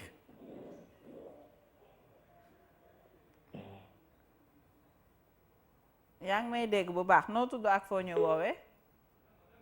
d'accord alors excuse bi ma doon joxe mooy yow boo nekkee xale déjà sànq bay di wax nga ko gis sa papa am ñeenti jabar ñu ne la diine l'islam nee na la tu as droit à 4 femmes on t'a pas expliqué on t'a pas détaillé pour am 4 femmes qu'est-ce qu'il te faut déjà tu fréquentes des gens ay kii boo yu të yu rakkaaju ba mel ne papi bi yoppa ñu naan la non guerrier ma xoolal instant yi maa ngi yor ñett lii maa ngi yor ñeent donc yow ci sa logique ça c'est normal en fait d'avoir tout le temps 2 ou 3 femmes à tes côtés mais kooku bu xëyee suba takk jabar même bu bëggee comme li Khalifa wax am lépp ci jabaram mais forcément moom c'est-à-dire c'est normal dafa war a dem uti ji leneen léegi uti ji leneen bi nag ba tey expliqué wuñ leen nekk labat ak doxaan du benn c'est pas la même chose léegi nag damay bàyyi kenn wax ñu lan mooy labat ak lan mooy doxaan wul béy di dégg nga béy xam nga sànq ba mu koy définir maanaam parce que li tax mooy dafa jaral leeral effectivement ci lan nga infidèle nit ki par exemple di nga gis tey xam nga dafa am benn affaire bu ñuy fàtte mooy suñu société fu mu toll suñu société fu mu toll il faut ñu xam ko gis nga ouverture adduna bi maanaam ñu jël nañ ci ba doyal donte nag ni religion bi ak kesa culture bi mi ngi am poids ba léegi waaye poids bi dafa feeñ ci kaw mais iceberg bi si suuf non mais nit ñi référencé wuñu diine très sérieux nag nit ñi dinañ ko wax ni koor ñëw ñu solu jullit ñu woy jullit def tout mais dëgg-dëgg référencé wuñu diine te loolu moo am si suuf xam nga fu mu am rek wax nga benn nit muy góor mais wax nga keneen tamit ku jigéen mais ñaata jigéen tey ñoo xam ne ñii ñëw si ñoom bàyyi nañ soxna kër ga yooyu te dàquñu leen gis nga bu njëkk ba par exemple bu njëkk ba li nga daan seetlu mooy góor boo xamante ni day fréquenter les professionnels du sexe lu ci ëpp mais léegi notion boobu dañ mel dafa disparaître li tax mooy day mel ni ñooñu sax existé tuñu parce que soit dañu am beneen façon def faire wala dañu ñeneen dañoo nekk loolu te yëguñu loolu lañ mais am na ñoo xam te ne dañuy collectionner ay amants te ñoom loolu garaawul si ñoom waaw dañ naan de toute façon ku ñëw fekk ma ku dem bàyyi ma mais kooku infidèle la amul benn du la may relation pour yow ngay est yow yaa fi ne keneen nekk da la koy wax carrément mais loolu infidélité la donc mooy li ma wax tey bu fekkonte ni góor ñi dañu bëgg infidèle jigéen ñi xañ leen ko mooy ñi ngi leen di jàngal ni en réalité am nga droit à 4 femmes waaye dafa am dañ ko conditionné doo mën rek bu njëkk ba dañu suñu mag yi ñu bëri xam nañ ko jigéen lu jafe la woon maanaam lu jafe la woon pour nga gis ko pour ngeen am foo leen mën a gisee pour ngeen waxtaan yooyu yëpp lu dafa jafe woon mais avec mais pourquoi smartphone là et tout ah avec poser les bonnes questions ñu mën a ñun ñëpp Lucas oui. En fait le souci c'est que parfois quand on utilise la tradition on nous dañuy fàtte benn dimension bu hyper important mooy évolution société le Sénégal c'est pas un pays boo xamante ni dafa nekk benn île inaccessible c'est un pays qui fait partie de la mondialisation d'accord donc malheureusement tous les pays du monde traversent bouleversement socioculturel donc c'est important bien sûr ñu sukkandiku suñu aada suñu cosaan mais il faut aussi qu'on regarde bu njëkkoon aussi da ngay gis ñeenti kër goo xamante ni ñeenti jabar fa nekk ñu dëkk ci benn kër ñëpp bokk ci biir ça veut pas dire que bu njëkk jigéen ñi dañoo jafe woon peut-être mais fan la ñuy dem pour def lu ñu war a def alors que léegi il faut regarder la société en face il y a des jeunes femmes qui ont leur appartement qui sont indépendantes je ne suis pas en train de dire que loolu elles ont le droit de le faire ou pas ça leur appartient mais comment dire sociologie époque bi moo bokkul ak bu njëkk ba d'accord donc les femmes sont beaucoup plus indépendantes ça c'est une chose. Autre chose que je voulais rajouter par rapport à comme li Baye di wax un point très important bu njëkkoon góor ñi dañuy dem gis les travailleuses du sexe les professionnels du sexe sauf que maintenant ce qu'on n'a oublié c'est qu'il y a l'avènement si je puis dire des réseaux sociaux c'est-à-dire que nit ñi tout le monde est devenu accessible les gens à l'époque pour les raisons que j'ai évoquées faisaient que les gens ne couchaient pas alors que léegi la virginité est devenue quelque chose d'extrêmement rare même au Sénégal. D'accord? Beaucoup de femmes ont une intimité avant parce qu'il y a beaucoup d'hommes aussi qui mettent la pression aux femmes en leur disant que man su ma la ñaamul du ma la takk dimbali ma nag du ma takk koo xam ne dafa am métier. Donc il y a beaucoup de femmes qui me disent d'ailleurs j'ai une question qu'on m'a posée plein de fois une femme qui m'a dit sama petite amie man dama vierge ma ni ko man dama vierge dama bëgg a toog jusqu'au mariage mu ne ma t'inquiète pas du ma laal sa virginité mais am na lu may laal ci yow donc cette femme elle me demande est-ce que Lucas n'a gardé son virginité. loolu lan la li muy laal ci moom. ah bu ko saay xamee dem wax ko ci dëkk ba. donc wax ñu rek sérieusement. kenn dégguñu il faut dire les choses donc ma ne ko yow ma chérie c'est quoi la virginité la virginité c'est pas juste l'absence d'une pénétration vaginale non la virginité c'est que d'un point de vue plaisir avec un tiers mosoo ko def te yow sa jëmmi bopp tamit mosoo sàqu sa bopp plaisir donc soo xasee ba am benn wala ñaar tu n'es plus vierge kon kii daf may nax mu ne ma ne ko kii lekk na sa bopp donc aujourd'hui il y a aussi ça il y a le gang des hommes beaucoup d'hommes pas tous qui mettent la pression aux femmes le Sénégal bat des records de célibat jigéen ñi dañuy jekk ba 40 ans nekk seen yeli maam ndey amuñu jëkkër c'est difficile donc par moment elles craquent donc effectivement il y a une éducation sociétale bu am solo bu ñu war a indi jusqu'à l'école d'accord diine yi bokkuñu donc il faut qu'on trouve quelque chose qui met tout le monde ensemble ça s'appelle le bon sens voilà qu'on se dise que le sexe c'est pas un outil boo xamante ni ku neex rek dem ca mais Lucas c'est important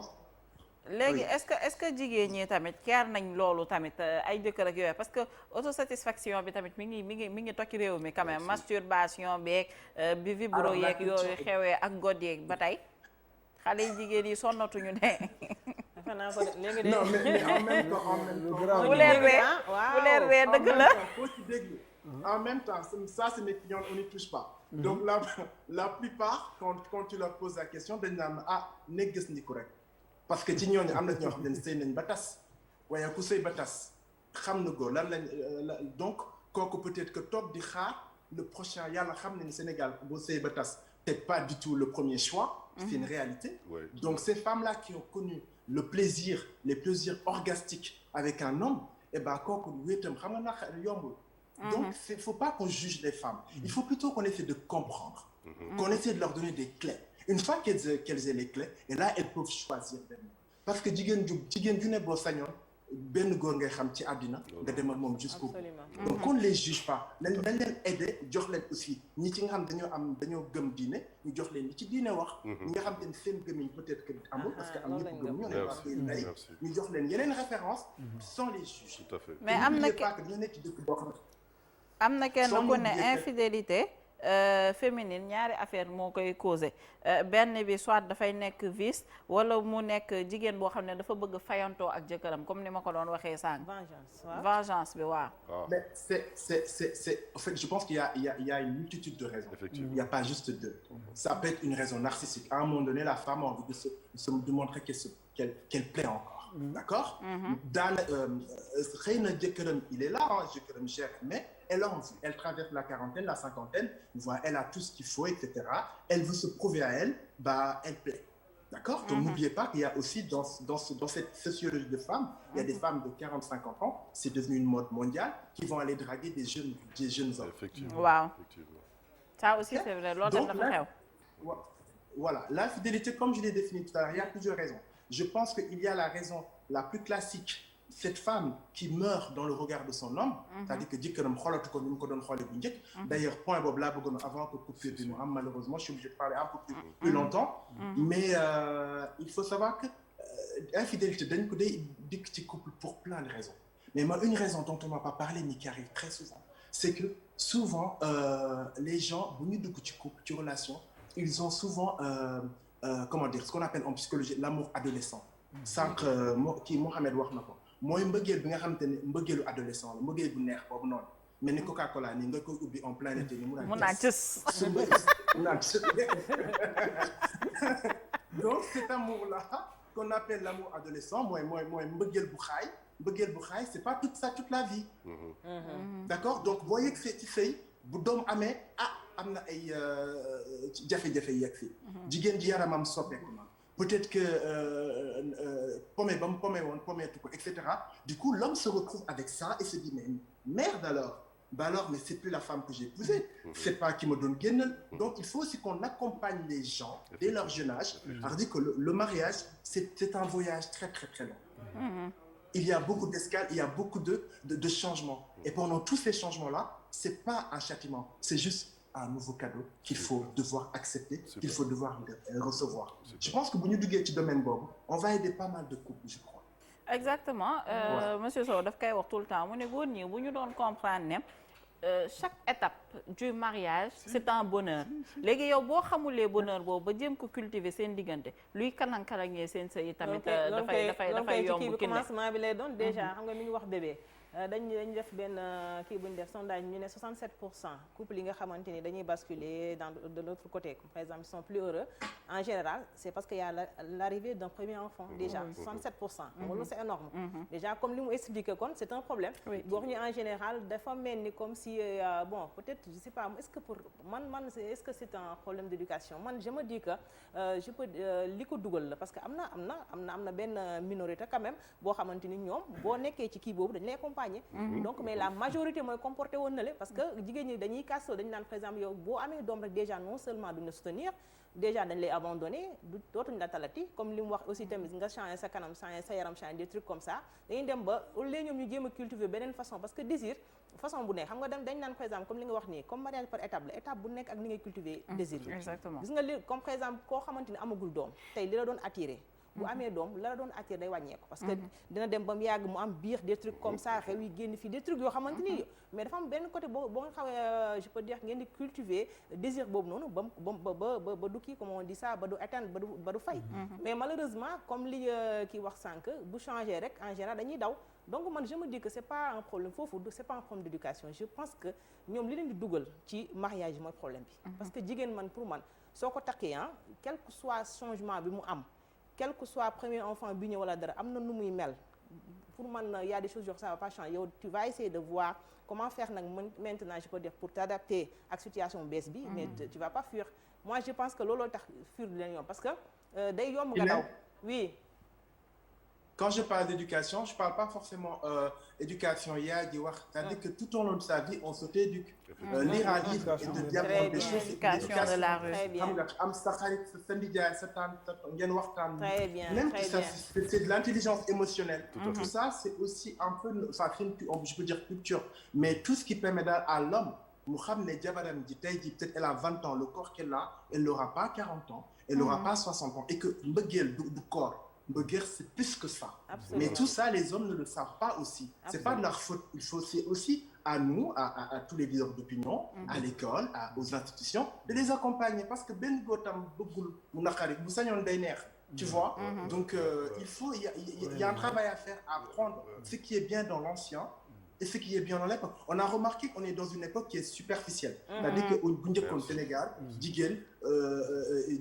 dañ naan jekk mooy lan. Jigéen joo xam ne ginnaaw gi doy na ne ndar tu vois mais léegi donc les hommes d'aujourd'hui peut-être que tous les hommes cherchent pas à diriyanke ndar donc il y a aussi les petites filles donc remettre aussi le billaay sport dañuy dóor rek c'est important baax na d'autant que le sport permet d'aider aussi parce qu'on a des maladies cardiovasculaires etc qui explosent qui battent des records au Sénégal et tout ça fait partie de la séduction donc que sëy dañ koy comment dire mbir la moo xam ne dañ koy suuxat tout au long de sa vie. Une femme peut être séduisante toute sa vie et l'homme aussi. D'accord? Donc je pense qu'il faut qu'on essaie d'évoluer en gardant notre époque, en gardant une question de bon sens, tout en essayant quand même d'avoir un petit peu de modernité parce que tout ça peut aller ensemble. Absolument. mi ngi noonu alors am na kenn ku wax léegi ci Facebook bi nee na moom xamul bànneexu sëy te mi ngi toog boobu ba léegi. waaw. loolu tamit bëggoon nañ ko mooy ban fànn waaw comme genre bi ma doon wax sànq nii cas bi ma doon wax comme cas bi la parce que moom je peux dire mariage est-ce que deful ay 6 ans quelque chose comme ça xamul bànneexu sëy parce que son mari est malade lank du faju ji xam nga lu c'est grave waa léegi nag am na sew de waaw bëgg na merci bëgg na affaire effectivement non xam nga lu tax ma wax loolu ki ne xamul bànneexu sëy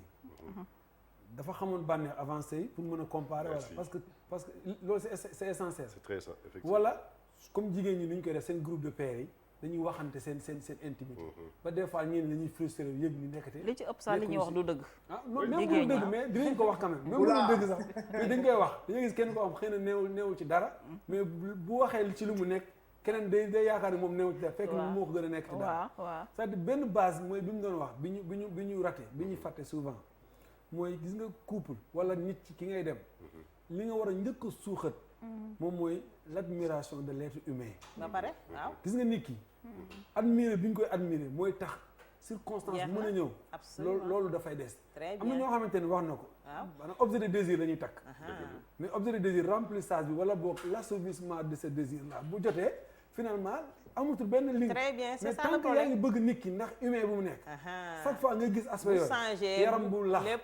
du dindi loolu feebar du dindi loolu doom dara du ko dindi loolu nag moo jafe c'est ça c'est minoritaire nee naa leen amour lu ñu ajouté minoritaire non il a raison c'est que li may wax nii mooy li mu wax nii c'est que man pour man foofu le problème bi nekk très bien c'est plus que de l'amour c'est au-delà c'est problème foofu la nekk problème bi mooy gis nga nit ki dès le départ ni nga koy bëggee la c'est ça le problème gis nga boo ko bëggee comme li mu wax ni c'est au-delà de tout ça parfois da ngay expliquer nit ki par exemple du xam sax lan la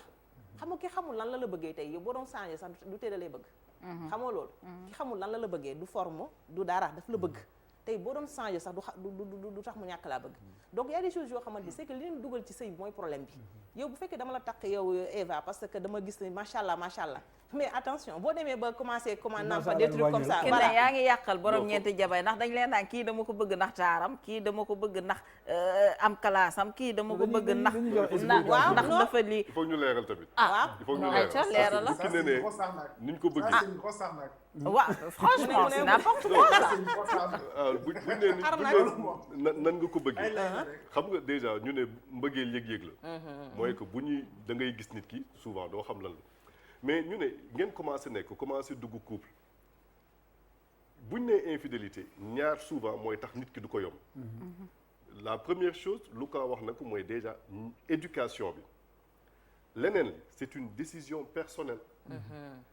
kii gis nga un homme qui n'est pas infidèle c'est pas par rapport ak ki mu nekkal am na d'autres valeurs personnelles buy tax que moom duñ ko jàpp mu nekk ak njaaloo jigéen loolu c'est par rapport à lui fullaam am na fulla bu mot sëkk bu tax du ko may ñu ko xase loolu avant sax jabaram ba pare leneen li ngeen bëggante nekk xam nga mooy li ma doon wax sànq léegi suñu génération ñëpp dañoo foog ne couple rek sëy la rek bànneexu lal ba déedéet gis nga ki ngeen di nekkal waxtaan yi communication bi mooy écoute bi dégg-dégg bi temps de qualité yi ngeen di toog ba nga xam ne yow da ngay nekk di liggéey sax dem di lekk liggéey rek jékki-jékki mënatoo ko mun rek jël sa portable woo ko juste pour dégg baatam boo wàccee kër ga yaa ngi tal leneen parce que xam nga ne guddi gi di ngeen kaf dàqante ci kër gi ak jàppal ba doom yi naan mais xanaa papa dafa dof léegi da ngay gis parce que da ngay koo xam da ngay naan sama jëkkër day toog ñu nekk ci kaw lal bi 2 heures du matin manque de respect weesuwul loolu mais yow même booy doxal mais sa kaw lal sa jabar ki la jural sa ay doom nga nekk di waxtaan ak beneen jigéen manque de respect la parce que bu la neexee def ko li nga bëggul ñu def la ko bu ko def nit donc gis nit ñi nag dañuy bëggante ba pare du ñu investir du ñu construire seen couple ba pare xuloo bi liñ doon wax sànq xuloo yi gis nga xam nga lan la xuloo day saf ñu juboo mu gën a neex waaw juboo rek li ñu naan conflit gestion des conflits dañuy xuloo mu saf-saf ñu juboo mu gën a neex na ko nit ñi di conjuguer waaw bu ñu jàpp ne bu ñu xuloo rek de kii na jeex na des fois nit tamit sëy ñàkk jom daf ci am ah oui góor ay wax nag nekkal imam sa jabar mere na la wante dëgg-dëgg mooy sa genn wàll mooy sa suukar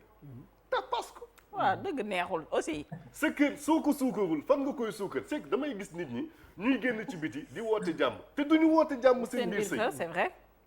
c'est il faut nit ñi xam ne investissement la infidélité nag dëgg dem xooli ci biti boo xoolee tamit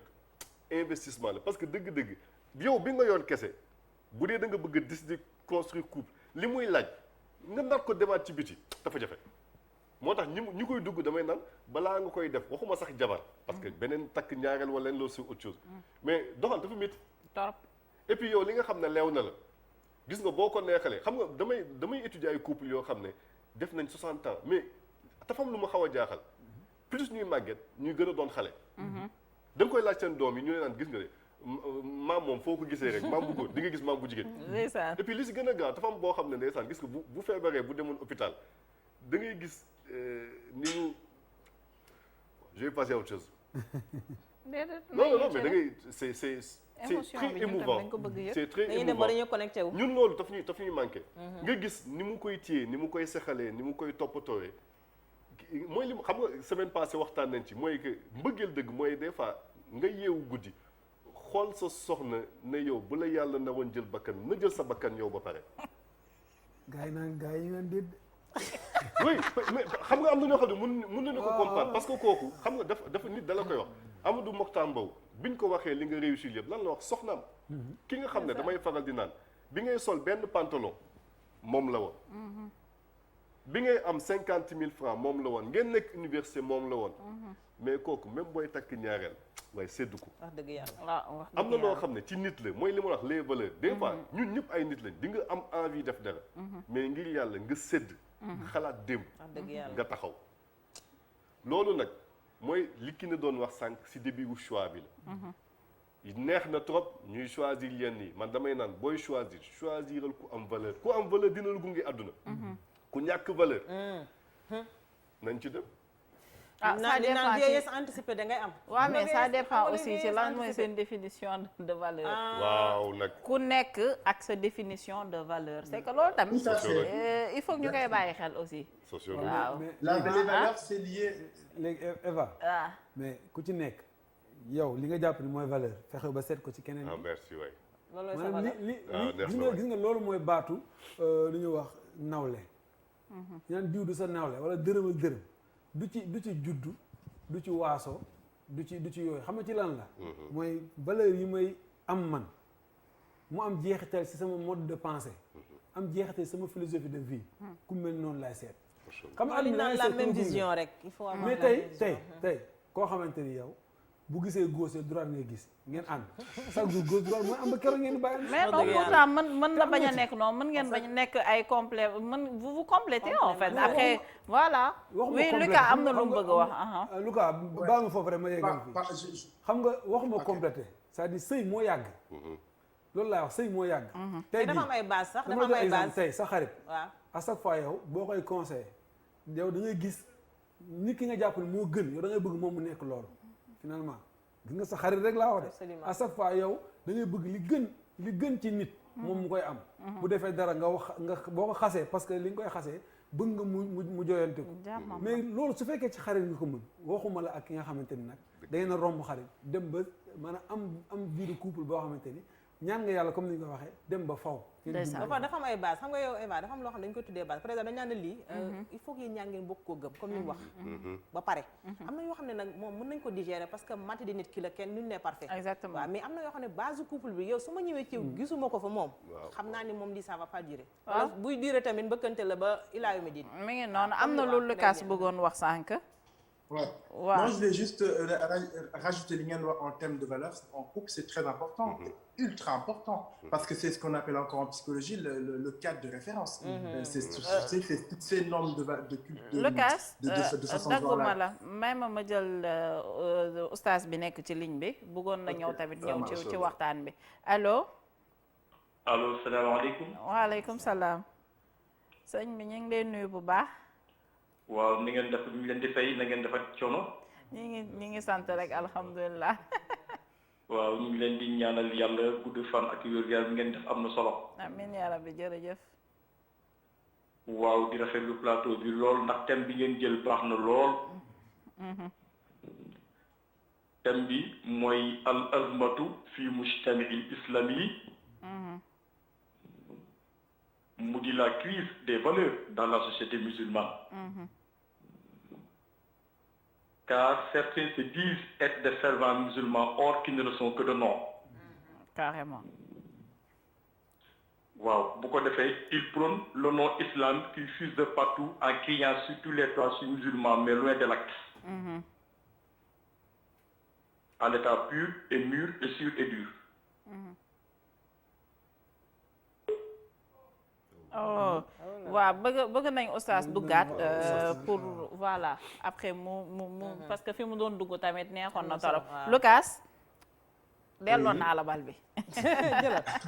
moo ci jëlal ça va durer encore longtemps. Bon, donc oui c'est pas très long. Je pense que c'est difficile pour rentrer dans la ligne, j'essaierai d'être bref.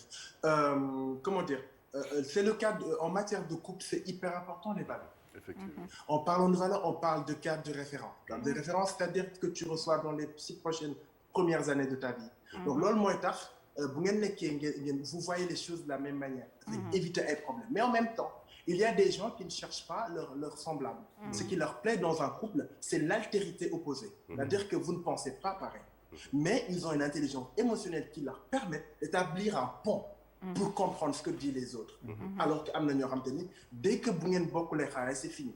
Encore une fois, le thème du débat, c'est toujours la fidélité. Il faut savoir qu'il y a beaucoup d'hommes, ils seront toujours infidèles parce que ils vivent avec une angoisse permanente, c'est la peur de l'abandon. Exactement. D'accord? C'est-à-dire que ñoom bu ñu xasee bëggante rek pour ñoom nañ leen bàyyi. mbir mi du yàgg. Ils se retrouvent avec eux-mêmes. Souvent ça remonte, les explications psychologiques, il y en a plein, mais pour la plupart du temps ça peut arriver. Je peux donner des exemples pour permettre à ñi nga xam te ñu ngi suivre te amuñu moyen de payer un spécialiste. La plupart du temps da ngay imagine nga nekk on va l'appeler Ndeye Codou Mbengue. Ndeye Codou Mbengue, elle a 40 ans, elle a plus envie d'être enceinte parce que am na 8 doom. D'accord, pour moom def na stérilet du ëmb mu jékki-jékki rek yëg ni ëmb na mais elle est dans le déni de cette grossesse là. D'accord, mais comme diine ak société ak jëkkëram ak ñëpp ni ko garder ko doom alalu yàlla. Mais elle aime pas cet enfant là. Pendant les 9 mois de grossesse elle est dans le déni, elle est même dans le rejet. Elle déteste cet enfant là qui va naître. Elle n'a pas créé le lien émotionnel prénatal et postnatal. Donc xale bi souvent mooy ñu ngeen gis da nga naan qu'est-ce que ndey ji moo ko jur sax. Donc ce genre de personne qui vit qui grandit en ayant le sentiment de ne pas avoir été aimé, et c'est le cas. Bu ñu màggee en général souvent dans leur vie de couple dañuy créer ay relations chaotiques. Ils cherchent à être aimés éternellement. Du coup boo leen rencontrer dans la vie de couple, dans tous les cas dinañ la tromper. Et ce serait important aussi qu'on tende la main à ce genre de personnes-là. Ça peut être des hommes ou des femmes qui vivent ce qu'on appelle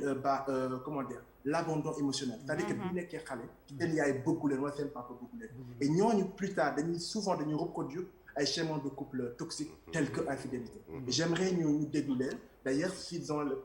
la possibilité, qu'ils n'hésitent pas à aller voir des professionnels parce qu'il y a un travail à faire avec eux. Si, voilà. Bien sûr. Comme ni ma ko doon waxee rek sànq ka waxoon ci Facebook bi nekk amul bànneexu sëy te mi ngi toog ba tey dellu si na nee na jëkkëram moom moo xamul lan mooy jabar lan mooy soxna. Voilà. Donc déjà ñu ngi doon wax lan nañ définir lan mooy moo tax mu duggaat. parce que le problème c'est là man li ma doon wax sànq xam nga damaa demoon ba utiliser le nom là dama ni moom li mu wax moom dafa musta jot orgasme ci gàttal. waaw loolu kii loolu la bëgg a wax. c'est que loolooy problème bi. lan mooy orgasme ki ne mën nga ñu traduire orgasme ci olof. waaw s'il te plaît. am nañu dégg orgasme nañ leen aider. olof bi dama lay bàyyi kii. Lucas lan mooy orgasme ci olof. Lucas kii Lucas ayca. bànneexu jigéen bu jéggi dayoo ceeb lal. bu jéggi dayoo ci. kii dama ko bëgg. ceeb lal sëy. ceeb lal. non man Lucas dama ko bëgg. mais définition bi erronée na calal ba rek la. calal ba mais est-ce que xam ngeen ne. voilà donc loolu la ñuy. li nga wax nii c'est très important te loolu foog naa émission carrément lay nekk. c'est ça le parce que problème. bëri na jigéen yoo xam ne. sëy nañ pendant 20 ans. ñoom seen bopp. xamuñu ne que dañoo war a am orgasme. Deuxièmement seen borom kër xamul ne kii dama ko war a defal lu war a tax mu am orgasme ça aussi c'est un problème. am na ñu ko xam ba pare mais buñ jotee ba pare duñ seen yoon nekku ci ki ci des boobu gën a grave xam nga ki xamul sax xamul. loolu force lay doon. attention ki xamul sax xamul mais xam nga li gën a frustrant. nga xam ne kii xam na parce que dañuy man cas yi may am day nekk góor yoo xamante ni ay booy dañuy xam ay booy town dañuy xam di xew mais le problème mooy seen bopp rek la ñuy xale ce sont des égoïstes. looloo gën a metti parce que boo nekkee góor bu xamul sax di nga ne peut-être xam naa dafa jàngul mais ki nga xamante dafa xam ba pare bañ. non xam ni moom ku góor ki war na jot boppam ak xam ni ku jigéen ki ak xam la mu jot du benn wala boo xam nan ngay def ba mu jot ko aussi du benn. waaw ça aussi c'est un problème. ma egg wax la foofu dama ni li may wax nii mooy ku góor ki xam na ni war na egg foofu xam na ni jigéen war na egg foofu mais moom bu àggee ba pare. mais est-ce que xam yoonam nekkatu ko jigéen pare na ci bañ a xam dégg li ma la wax. cas yooyu la ñuy soxor am la Lucas am na lu mu bëggoon wax égoïsme mu nga naan la loolu soxor la. Lucas waaw. non mais en fait c'est hyper important ñuy wax ci orgasme jigéen mais encore une fois ma wax ci wolof bànneexu jigéen ci kaw lal bu jéggi dayoo c'est important c'est super important. lan moo tax parce qu'il faut que aussi jigéen góor ñu expliquer leen ni dans le corps humain jigéen rek la moo am organe boo xamante ni bànneex rek la sàllool mooy clitoris. alors que góor amul lool. donc c'est hyper donc jigéen yàlla da ko jox ci yaramam loo xamante ni bànneex le clitoris c'est un organe dédié spécialement au plaisir. Bon, il y a pas autre chose. Donc il y a des hommes qui ne le savent pas effectivement à cela dañ leen di jàngal. mais am na ñoo xam dañ ko xam ne dañoo égoïste mais il y a une autre catégorie d'hommes ça c'est le pire. Ces hommes-là c'est les contrôleurs émotionnels affectifs. c'est-à-dire que dama lay xañ sa bànneex bu ko defee ngay frustré pour ngay toog ci sama kër gi. donc c'est une forme de contrôle aussi. ça existe il faut parler de les filles évidemment. donc mais à un moment donné aussi il y a des femmes qui connaissent pas leur corps.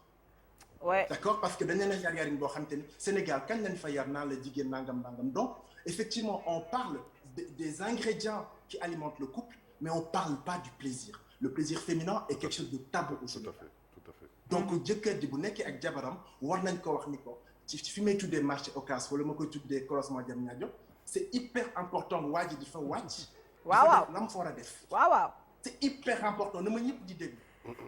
Lucas parfois comme niñ ko waxee daa am góor yoo xam ne dañoo xamul fu ñuy jaar wala xamuñu nuñ koy utiliser ba dañ lay mujjee gaañ. waaw loolu tamit am na la communication à ce moment-là yow ki nga xamante ni moo yore damba neew moo xam gu damba neew donc nga déglu ko boo ko dégloo dina la wax na la gindi jigéen ji même bu xamul boppam sax boo ko ne ah chérie man de dama bëgg nekk ki gën ci yow d'accord bëgguma je ne sais pas tout sa yaram yaa ko moom dama bëgg ñu communiquer wax ma lan nga xam ne su ma ko defee di nga kontaan loolu boo ko waxee jigéen bu fekkee nopp ba boobu dafa toj sax dina la ni defal na mais xam yaa bëgg ku nekk xam nga nu ñu lay bëggalee xanaa kay mais est-ce que xam ngeen ne bëri na couple yoo xam ne ay kersa moo ne seen diggante mën nañ am 30 ans de mariage communication léegi la xew en quelque sorte ba ci nit ñi commencé wax exactement Lucas oui. Parce que le sexe est tabou. Il faut qu'on se dise que nit boo duggee ci sëy jigéen ji du rek du pucci njurum muus doon jur kat doom non pas du tout. Donc le chambre le foyer même dans l'islam il est dit góor dafa war a comment dire comme si jabaram jardin daf ko war a cultiver. Donc c'est juste une question d'éducation sexuelle qui est quelque chose de tout à fait normal. Les hommes, n'oubliez pas que les hommes regardent la télé, les hommes, on est en 2021, à part cette génération ñu judd ay années 60, les hommes savent que l'orgasme féminin c'est le centre du plaisir du couple. Donc góor yàlla dëggantaan day xare ba dee pour jabaram salar ni ko ci faut arrêter. Donc aux gars, écoutez les femmes. D'accord, et les femmes qui ne savent pas, venez me voir, je vous aiderai. Parce que jigéen buy sale ni ci kaw lalam day sauver tout son peuple. C'est la réalité. C'est la réalité. dama sentir ruube instant yi bëggoon naa jox kàddu mais Khalifa laa daa bëgg mu dugg ci tool beeg bay bi. non bàyyi dafa am lu. damaa bëgg ruube. man maa bëgg ruube. waaw bàyyi ma may la kon. waaw Lucas li mu wax c'est-à-dire. waaw gis nga couple wala mariage don de soi la. gis nga don de soi boobu wala altruisme bu ëpp. mooy yow tu n'as pas envie de te satisfaire tu as envie de faire plaisir à l'autre. gis nga loolu te d'une manière désintéressée. merci beaucoup. xam nga li ñu miinoon nag mooy peut être góor bu jot boppam te jigéen du jot boppam. mais yow su fekkente ni ci cadre mariage day wax ba léegi. parce que sànq définition Lucas bi après da say yokkaat loolu. pour nit ñi comprendre bañ a voilà quoi. parce que en réalité li ñu prôné aussi fii mooy les bonnes valeurs. tout à fait mais don de soi boobu dafa nekk lu am solo. gis nga nit da nga war a ci boo nekkee ci dara mooy damay jàng wala damay def nangam ci loolu domaine boo mën a nekk. da nga war a fexe ba xam ko. ba boo ciy def nga nekk ci koo xamante ni wax dëgg yàlla dinañ ci am ay lijaasa. mais boo nekkee ci di sëy aussi war nañ laa lijaasaal ci sëy. mais ñun ñuy julli yeneen bi daf ñuy jàngal si di joxe exemple ci nu muy fooy ak ay soxna yu bëri mu te ñun des fois dañ koy fàtte. ndax nga ñeme koo wax. des fois non mais lu am solo te ñun dañ koy fàtte. mooy ndax nga ñeme koo wax. parce que loolu moo ëpp solo leneen. absolument te li muy dindi aussi mooy day dindi rëy. day dindi rëy malheureusement nag dafa am ngay góor yu rëy. yoo xamante ni ñoom xamuñu sax lan mooy puissance sexuelle. moo dañ koy définir dañ naan c'est la capacité de satisfaire ton partenaire ensuite de se satisfaire ci góor. waaw gis nga lu am solo te rëy boobu ngay wax. bu nekkee boo ko individué da nga xam ne xamuñu sax ne xamuñu. waaw c'est ça le pire. am na ñoo xam ne rëy ñu sax mais dañoo xamul ni sax ne xamuñu. foofu laa bëggoon ñëw. d'accord ñu daanale ko parce que Yves waa guddi gi ñëw nañ bëgg ñoo poñe. waaw ñu daanale leen lay wax gis nga jamono ju nekk nii pour ñun ñi xam tuuti gis nga góor yu bëri. xamuñu yaramu jigéen. waaw. ci éducation voilà. xamuñu ko xam nga sëy dañ kay waajal nit ki. ñu bëri xam nga ñoom lan lañ ci xam seen bànneexu bopp ñoom loolu xam nañ ko nan lañ koy amee. mais jigéen bu nekk particularité am nga xam ne déjà war nga ko jox bànneex ak naka la. góor dañ ni ñuy jigéen ñi ni ñuy waajalee doom bu jigéen buy sëy. góor tamit noonu lañ ko war a waajalee. exactement bien sûr waajal boobu nag doom te comme loolu góor ñi dañoo rëy. loolu pratique la. il vous faut énormément d'années. te gis nga bànneex du dara il faut que ñu nangu ko parce que képp kuy sëy tamit bànneex a ngi ci. mais foog ñu jàng ko nga xam yow sa soxna mu doon ci communication ngeen bañ ko yàkkamti te tamit gis nga sëy du lu nit di tëb mën ko de waaw da nga koy pratiquer nee naa la ngeen da ubbi nga koy école pratiquer Lucas na ubbi école. non nu ko Lucas loolu yéen ñëppay ubbi école bi et le pire c'est que Facebook gars yaa ngi réagir di poser ay questions yu bëri mais xam naa ne tey moom du ci xaj même Lucas communauté wam bi macha allah yónnee woon nañu ay questions yu bëri mais tey malheureusement Lucas on est vraiment désolé on n'aura pas le temps pour tontu ko mais vendredi prochain incha allah dinañ ci ñëwaat non seulement ci questions yi ci waxu sexualité ak orgasme boobu parce que loolu c'est un blocage pour solution aussi voilà solution pour dinañ ñëw waa ci solution yi conséquences yi ak solution yi am na ñenn ñu leen di interpeller yéen coach yi yëpp ci Facebook bi après xam naa dinañ joxe seen numéro wala sax ñi ngi joxe seen numéro en même temps au bas de l'écran donc ñu gaaw laal li balaa Yves day yow xamoo leen Yves dafa capable day ñëw dugg ci plateau bi poñe ma ne ma acca jugal nga génn alors ki ne voilà donc comme li ñu fi wax rek bon kon beneen ñu dugg ci solution yi. incha allah voilà très bien donc dañuy leen jox rendez-vous ba beneen yoon pour ñu bëgg dugg ci solution yi aussi tamit surtout les signes. nan la ñuy xamee exactement que waa ji da lay tromper loolu tamit c'est important man dañ ma koy poser bëggoon nañ ci wax. bii di ñëw aussi dinañ joxe signes yi. voilà par rapport à ça. donc ñu leen wax ba beneen yoon et mooy jox nag un gros coucou à mon papa ah doyen. waaw doyen voilà donc voilà waaw doyen Ndiaye. macha allah alors gis ngeen noonu numéro ki ne mi ngi noonu à côté donc pour ñi koy soxla que ce soit sur Facebook bi wala ñiy seetaan ci télé bi numéro mi ngi noonu mën ngeen ko contacter alors sëñ Khalifa borom tur bu màgg bi. bon dëgg-dëgg man moom tey moom dëgg-dëgg pour tëj rek. nañ ma may rek ñu ñaanalante suñu biir quoi.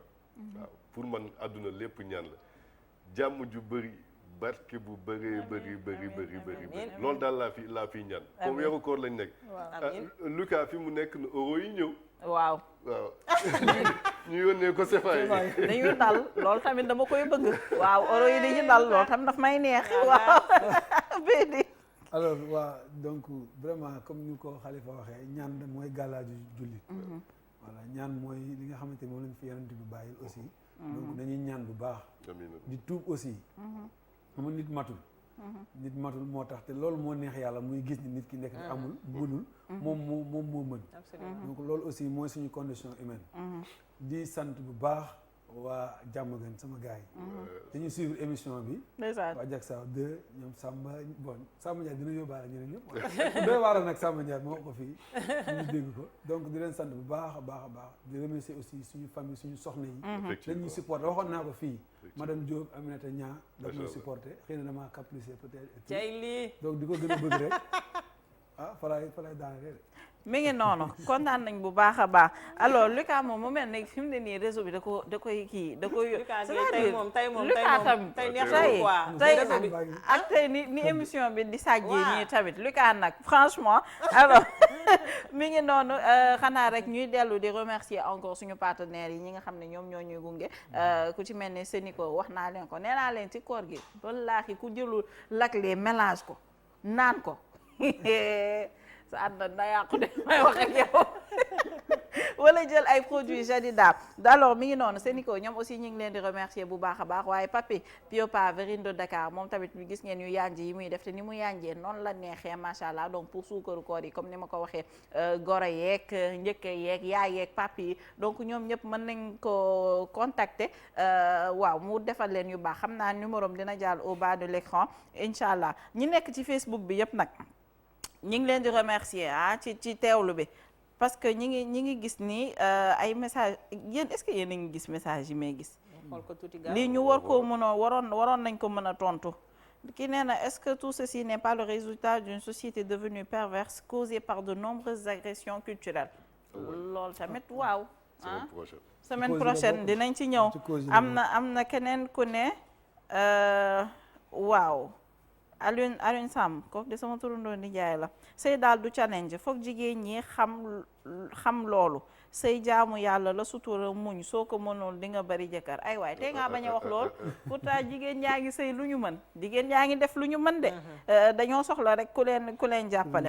ki ne man dama jàpp sama jëkkër ba far sonn 7 mariage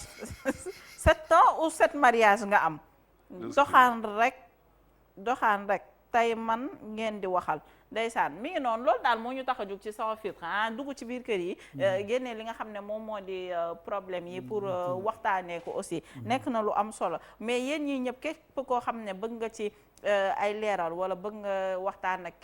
képp ku mënti doon ci coach yi rek mën nga leen contacter Beydi say contact mën nga ko joxe de 77 501 88 Beydi man sax dégguma la waxuma laaj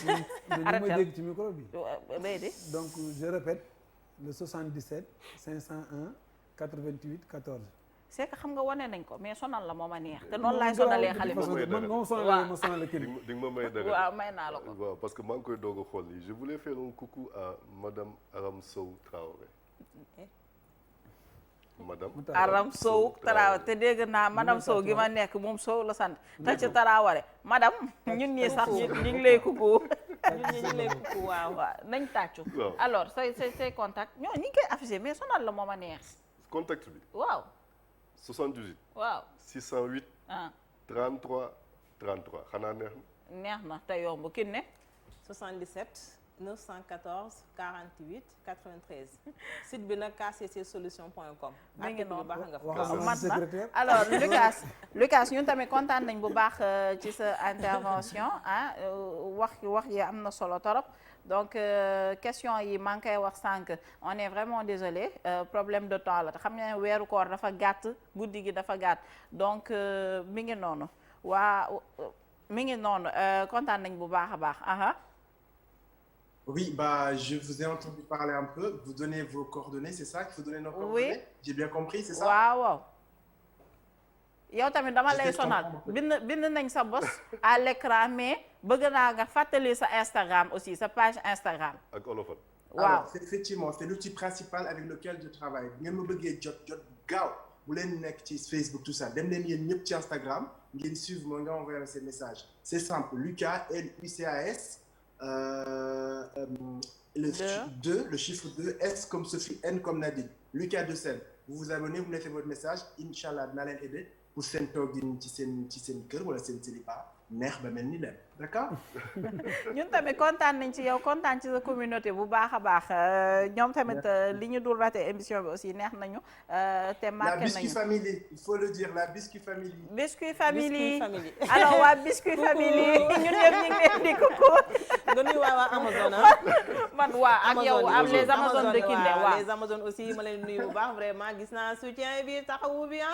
mais maa leen bëgg. macha allah am na solo torop donc comme ni ma ko waxee rek ñu laaleel waa guddi gi ñoom ñooy ñëw léegi donc restez scotché bu leen jug benn yoon ndax Yves mi ngi ñëw ak équipe bi yëngal plateau yi bu baax a baax merci beaucoup à Mayou Couture de Dakar pour tunique bi dinaa def ay coordonnées ci sama page Instagram ak sama page Facebook Eva Binti Issa l'officiel donc voilà képp ku sorte de coordonnées rek boo duggee sama page yi incha allah di nga ko gis di leen jox rendez-vous vendredi prochain incha allah ci beneen numéro sans filtre.